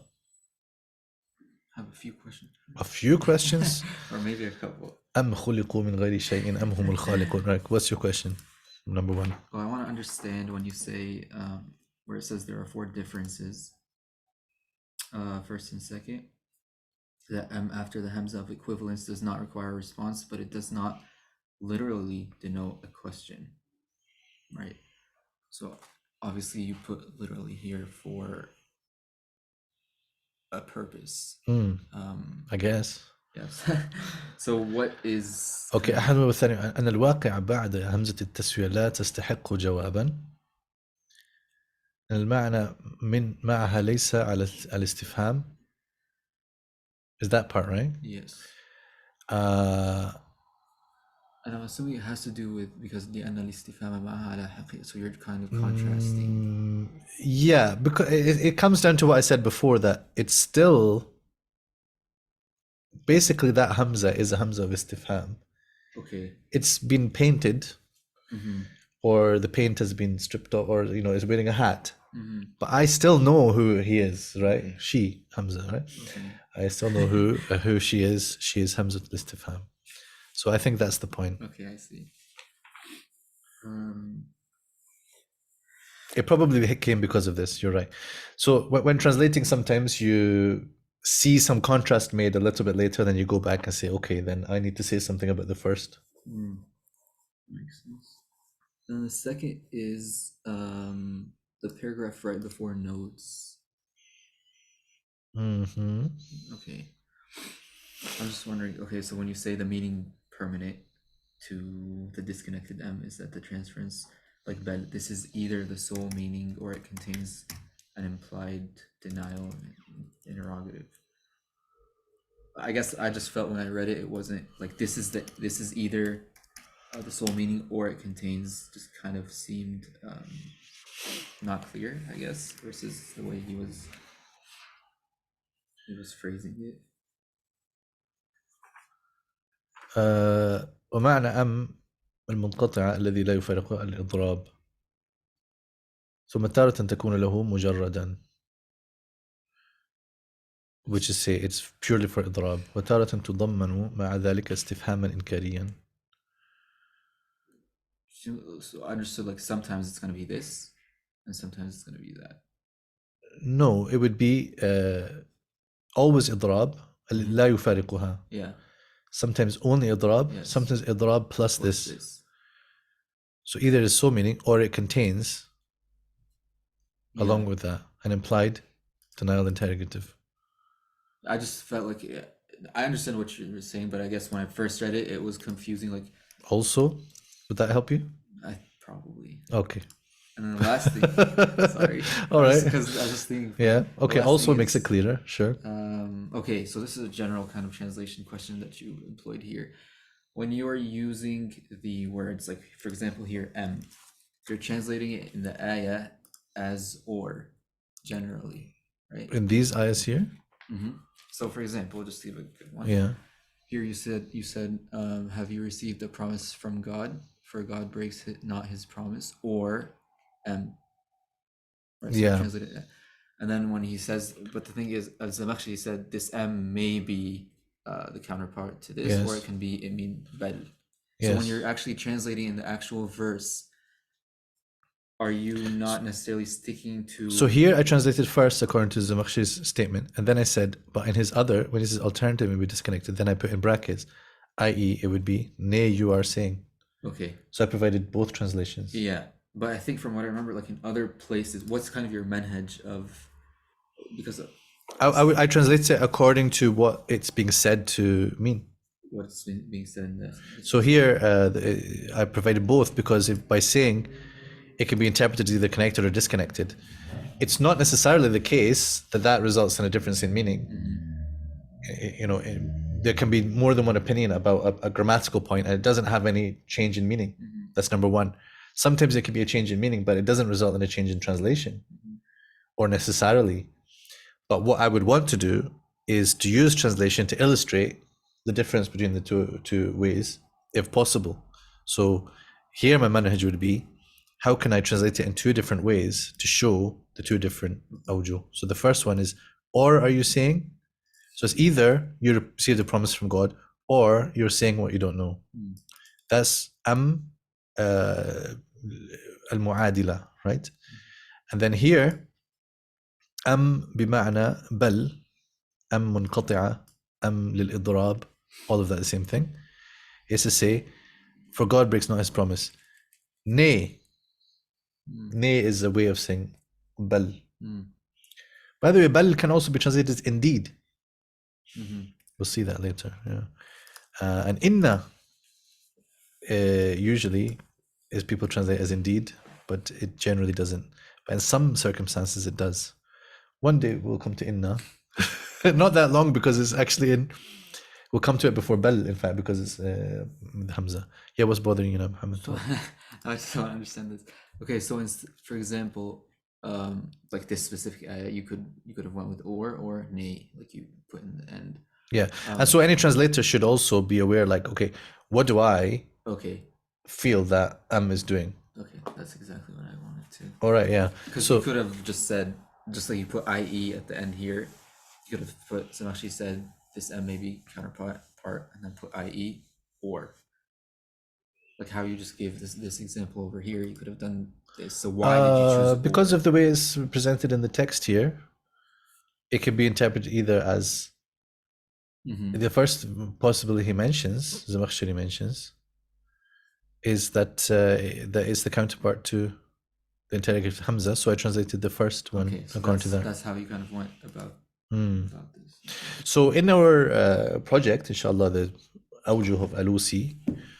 So one of many things that we're trying to do here at Ibn Ashur Centre, we'll be going through the whole of Tafsir al-Alusi, which is, the most detailed tafsir that there is, and documenting all the grammatical points or things that have a bearing on translation, documenting them, just stripping those out and putting them phrase by phrase, word by word. And in particular, wherever he says that there's a couple of options in the grammar which could have a bearing on translation, we will document those and write down the notional translations of each. So this would be an example, assuming that Alusi says this, which he would because he's reading Zamakhshari, right, among others. Then that will come up in our spreadsheet. The first wajh is that it's muttasila. The second wajh is munqati'a. The translation for the first one is, or are you saying?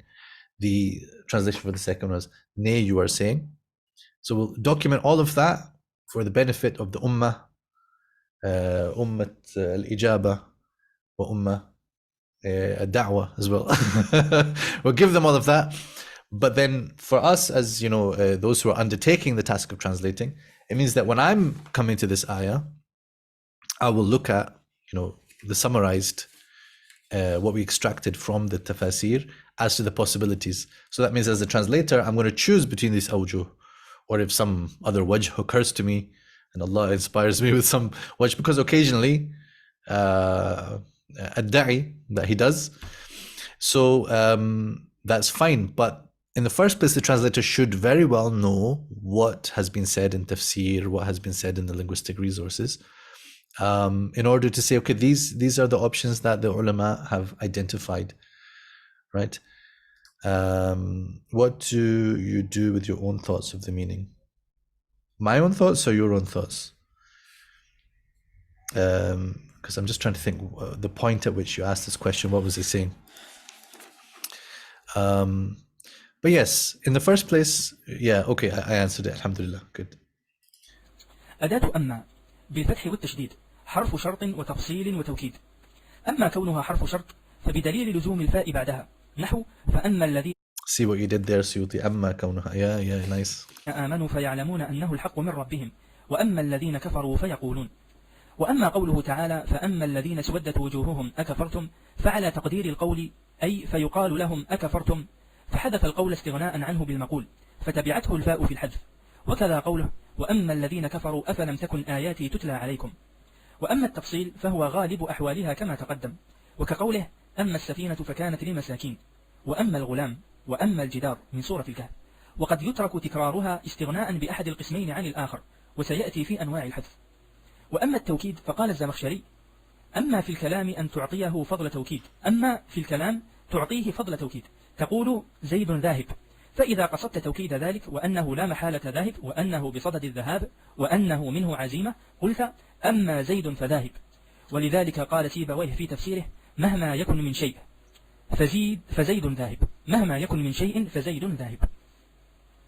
ويفصل بين So that's the kind of underlying taqdeer of amma in a lot of descriptions. Mahma yakum min shay. I know it sounds strange, but that's how it is.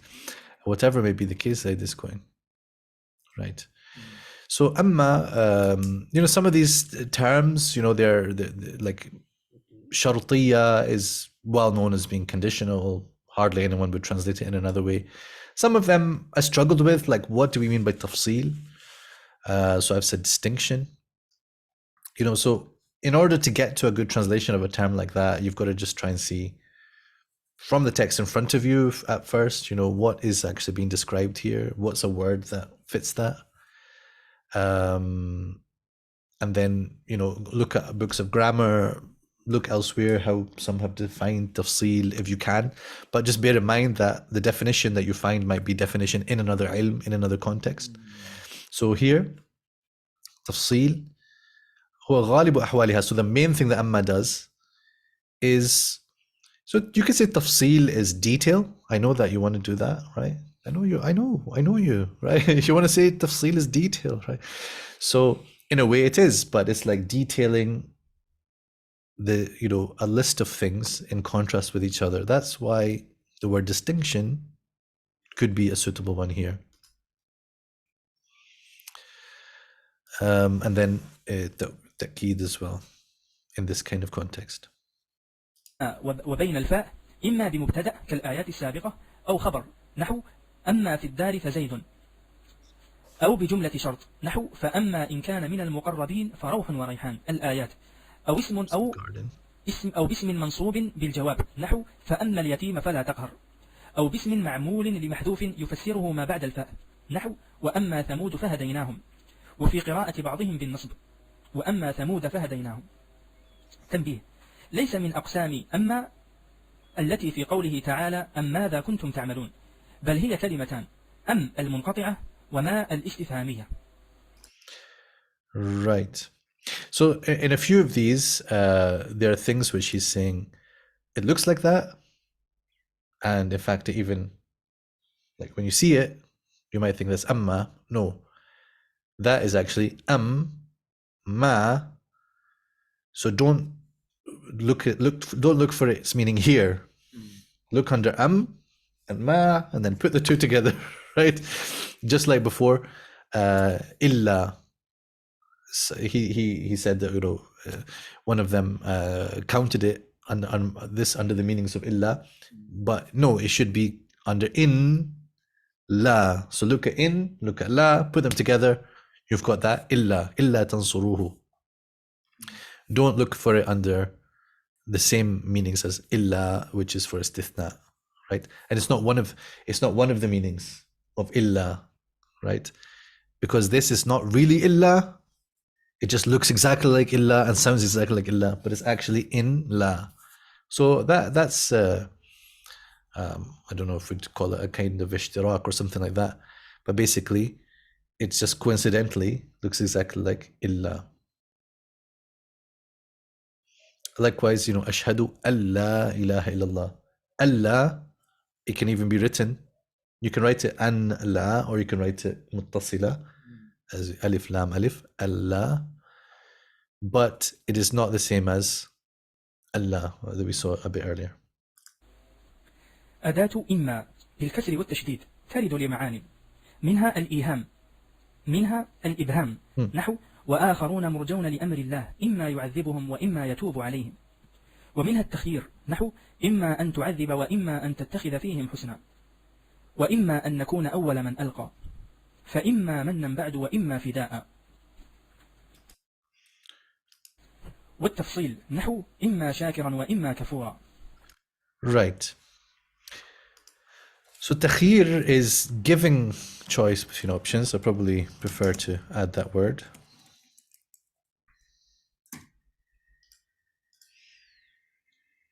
Okay. تنبيهات.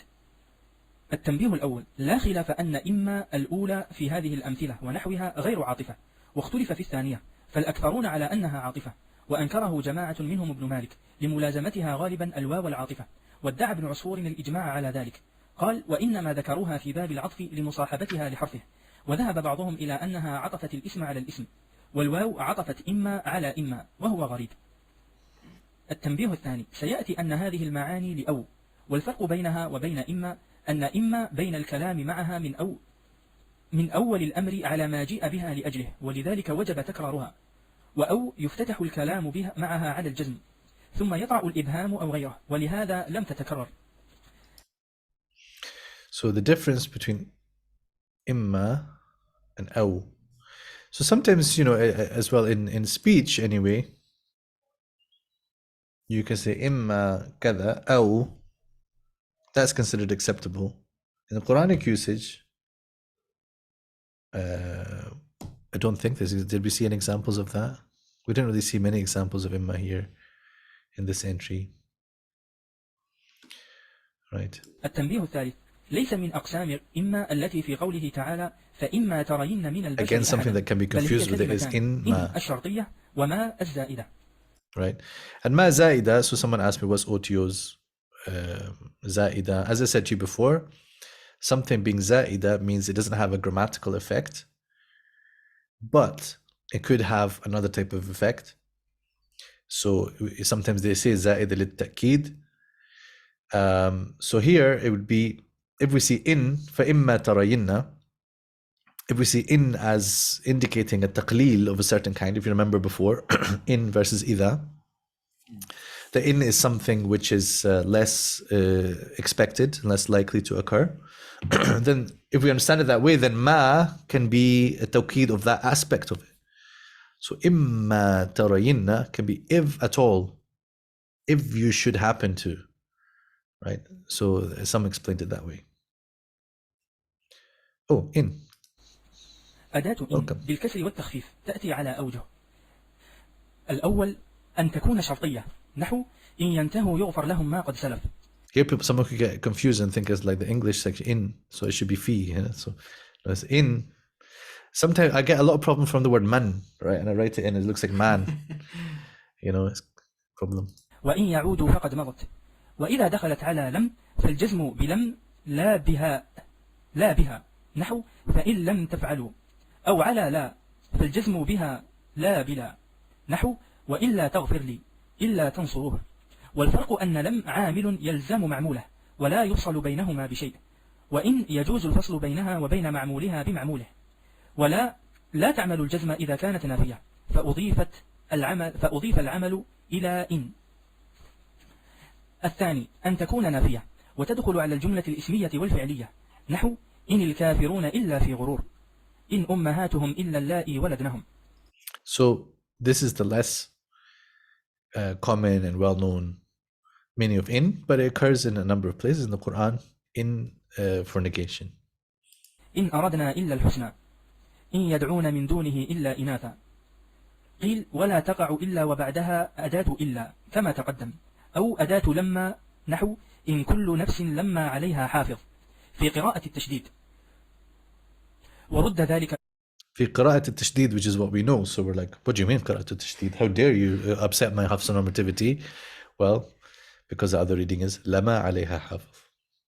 قوله تعالى إن عندكم من سلطان بهذا إن كنا فاعلين.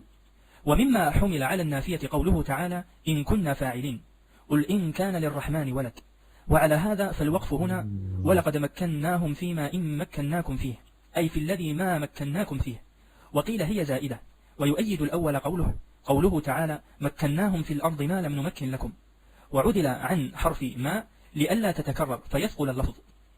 قلت وكونها للنفي هو الوارد عن ابن عباس كما تقدم في نوع الغريب من طريق ابن أبي طلحة، وقد اجتمعت الشرطية والنافية في قوله تعالى ولئن زالتا إن أمسكهما من أحد من بعده. وإذا دخلت النافية على الإسمية لم تعمل عند الجمهور. So this is a very, this is an ayah with a lot of kalam around it. Kalam and kalam also, right, with the capital K. قل إن كان للرحمن ولد فأنا أول العابدين. Right? So in this ayah, there's all sorts of statements, but one of the statements is in is nafiya. So then he says al-waqfu huna. That's to say, قل إن كان للرحمن ولد. So that's just a statement by itself. Then فأنا أول العابدين would have to be a new sentence, right? So how is that translated? إن كان للرحمن ولد. In which one stops? Right.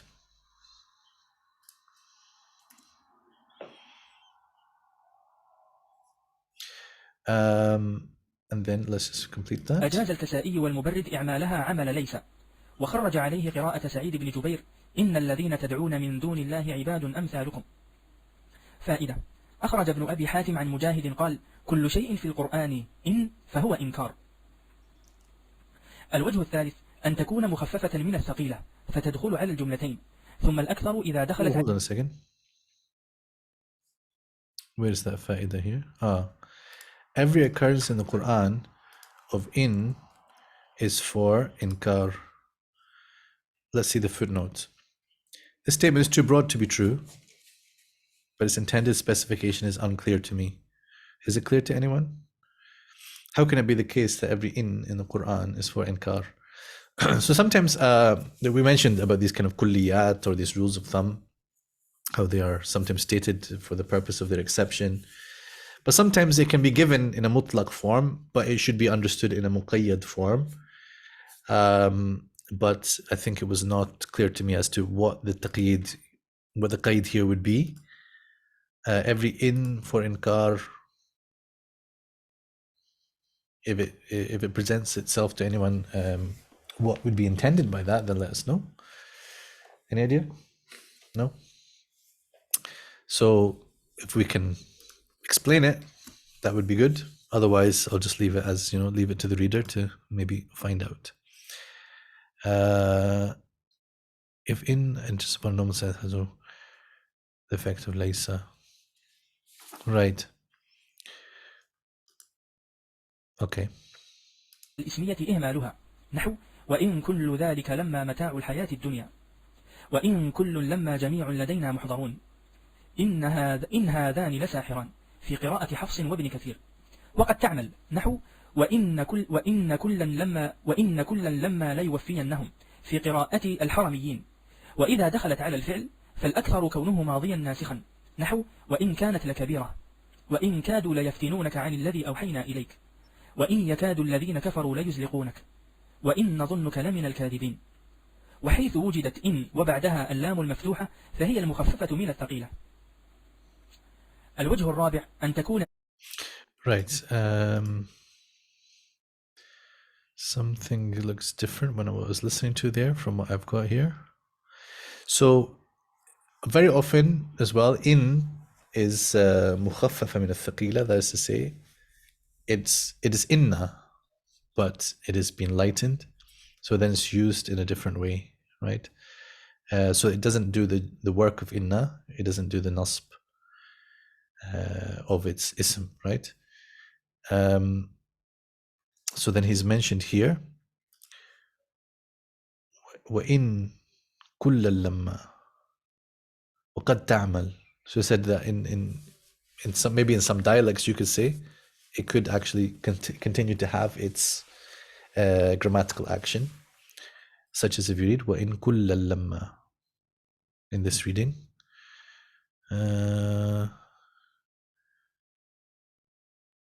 Well, which ayah is this? Hud 111. Where Last part of it. occasionally it does have an action. So qad, I'm reading as taqleel. As in the reading of the two reciters of the sanctuaries, wa in kullan lama.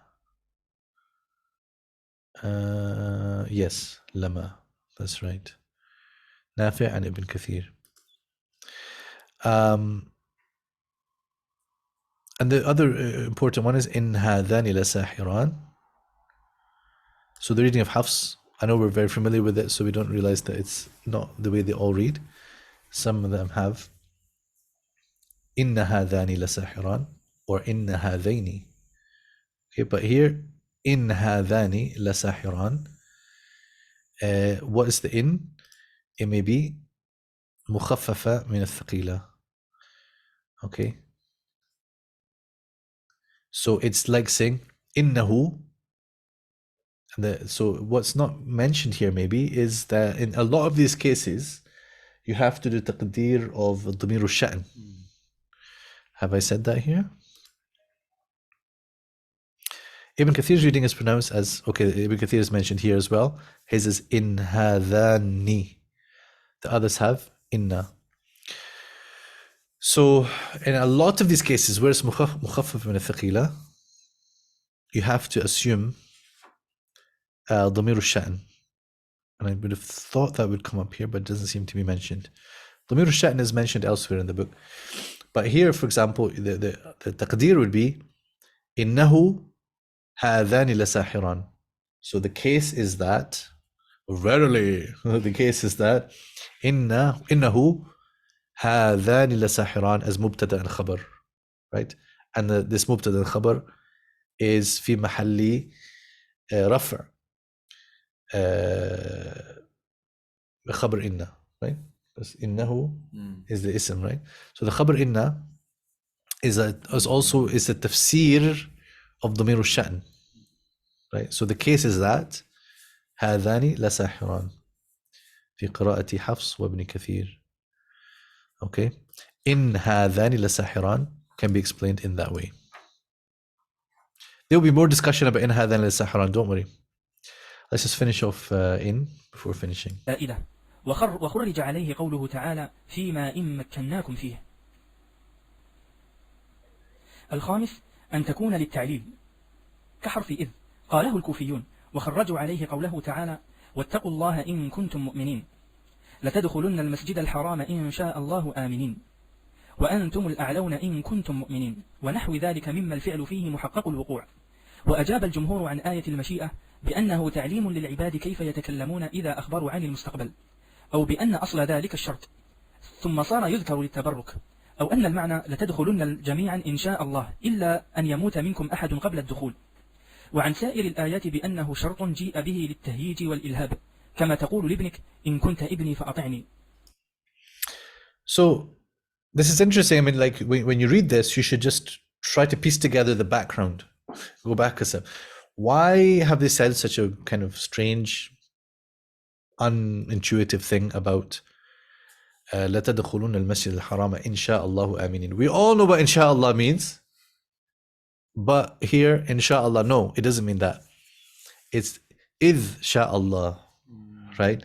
So because, like I translated it here, in order to show that meaning, you will enter the sacred mosque because God wills. Why? Because there is a certain ishkal thrown up by the fact that Allah Azza wa Jalla is saying لا تدخلن, and then he's doing a ta'liq of that on his mashi'a. Why does Allah need to say inshallah? You know, he's the one who's speaking and he knows his mashi'a. We say inshallah. Why is Allah saying inshallah? So that is the question. That is, we can call it the ishkal. You know, scholars have no problem with the concept of ishkal. Some people freak out by it, but it just means it's a thing that isn't immediately obvious. It's a thing that requires explanation. It's a thing that we need to ponder on. So one explanation or one way out of that is to say, well, in doesn't mean if here. It means if, it means because. Right? But these are other explanations given that they want to say, I don't like the sound. What have you done to this? Inshallah means inshallah, but that it could be a kind of adab, it can be a kind of tabarruk, it can be a kind of tahyij and ilhab, whatever it may be, right? So that's just to show that as well, you don't have to just reach for the first explanation or the only one that you heard of. There can be a range of things that are said that may be sometimes complementary and may work you know, more than one at a time. But like it's a bit like what we said in the first chapters that we looked at about lughat, non-Hijazi or non-Arabic words. Sometimes when they have a kind of ishkal, they just say, oh, for example, it'd be something like in means definitely in Nabatian. So like it may be the case, or like, so the point is sometimes they reach for the possibility of other dialects, which is, an open possibility, or they say here, and it's a bit like that. I mean, say in meaning is it a normal thing in all the dialects of the Arab, or again it would be like in the specific these Arabs, وسمعت عن أعرابي وأنا ماشٍ في الصحراء. I came across someone milking a goat, and he said to me something with the in meaning is, and then I wrote that down. And so هل تعرف العرب ذلك? Have you not heard the طرفة or نابغة or someone saying it? I'm just showing you these different styles, but all of these, and that's not, by the way, me saying that this is all whatever made up or whatever. What I'm saying is, where things start is that people are looking at the ayah and they notice something that requires explanation, and then they reach in different directions for the explanation. These types of explanation is very, very useful for you to try. If I had more himma, I'll do it myself, but you do it. Make a tasnif of the types of explanation that are used in different things. So for example, I mentioned to you about Ibn Zubayr and his book Milak al-Ta'wil. Going through that, just see what types of explanation does he do. And those then become the toolkit that you can use as well. When you're thinking about an ayah, maybe none of the Mufassirin mentioned under this ayah a certain possibility, but that type of possibility was mentioned in another ayah by someone else. So then you say, okay, maybe what they said over there could apply here, right? Maybe that tool that was used there, I learned the tool. Now I can see, well, maybe that tool is relevant to this ayah, right? Maybe there's one ayah where they talk about that because, for example, does in mean if? Let's suppose that's an established thing. Then there could be other ayahs than these three where that becomes useful as a piece of information. الوجه السادس أن تكون بمعنى قد ذكره قطرب وخرج عليه قوله عز وجل فذكر إن نفعت الذكرى أي قد نفعت ولا يصح معنى الشرط فيه لأنه مأمور بالتذكير على كل حال وقال غيره هي للشرط ومعناه ذمهم. If we read it as he did وخرج, then it could be, but the vowel here is وخرج عليه, so I've translated accordingly, a verse interpreted on this basis by Qutrub. Maybe I have Qutrub's book. I'm going to check, inshallah. But it's way up high in the other room, so I'll have to do that after. نفع التذكر فيهم وقيل التقدير وإن لم تنفع الذكرى على حد قوله تعالى سرابيل تقيكم الحر. فائدة قال بعضهم toolkit, look, كقوله تعالى سرابيل تقيكم الحر. Did we talk about this ayah or not in this course? I don't think so. No? Where did we talk about it? We were talking about it? What were we reading? We were reading that. Did we not come across this yet? 1681. Or maybe we did when we were talking about the words. Let's see, before this. Bloody words. No, apparently we didn't encounter. It's to do with iktifa. It's iktifa. So the idea being, this is an ayah which is consistently quoted to illustrate the phenomenon of iktifa. That is to say, by mentioning that the clothes, the garments protect you from heat, it's implied that it protects you from cold. You know where we discussed it? We were doing in the beginning of Surah Al-An'am, Yes. again working on the TQQ stuff and the explaining the Quran through Quran book. We were looking at whether the possibility وَلَهُ مَا سَكَنَ فِي اللَّيْلِ وَالنَّهَارِ. That's the one. لَهُ مَا سَكَنَ فِي اللَّيْلِ وَالنَّهَارِ. So there, some have suggested that وَلَهُ مَا سَكَنَ فِي اللَّيْلِ وَتَحَرَّكَ فِي النَّهَارِ, or وَلَهُ مَا سَكَنَ وَتَحَرَّكَ فِي اللَّيْلِ وَالنَّهَارِ. So the kind of the classic example is this one, سَرَابِيلَ تَقِيكُمُ الْحَرِّ. So again, make a list of these things. You make I don't have the, maybe I could, but I leave it to my students. Write it down. There is a whole list of these ayat which are used as shawahid for famous things. وَاسْأَلِ الْقَرْيَةِ, وَاسْأَلِ الْقَرْيَةِ in Surah Yusuf is given an example of حذف المضاف. أي وَاسْأل أهل القرية. Things like this, which occur frequently in the Quran, they always say like that. تنبت بالدهن is another example. Whenever this type of ba comes up, they just say it's like تنبت بالدهن. Why that one? Why this one? I'm not entirely sure. Why واسأل القرية? If there are so many examples of it, why isn't one of them the famous one? But it's always واسأل القرية. Allahu a'lam. But it's very, very nice thing as a person of tafsir. If someone says to you سرابيل تقيكم الحر, your mind is saying well barad, and you are also like, I know that reference and I know what I can do with that reference, and that is just part of my toolkit. Allahu ta'ala a'lam. Let's stop here before, and wassalamu alaikum wa rahmatullahi wa barakatuh.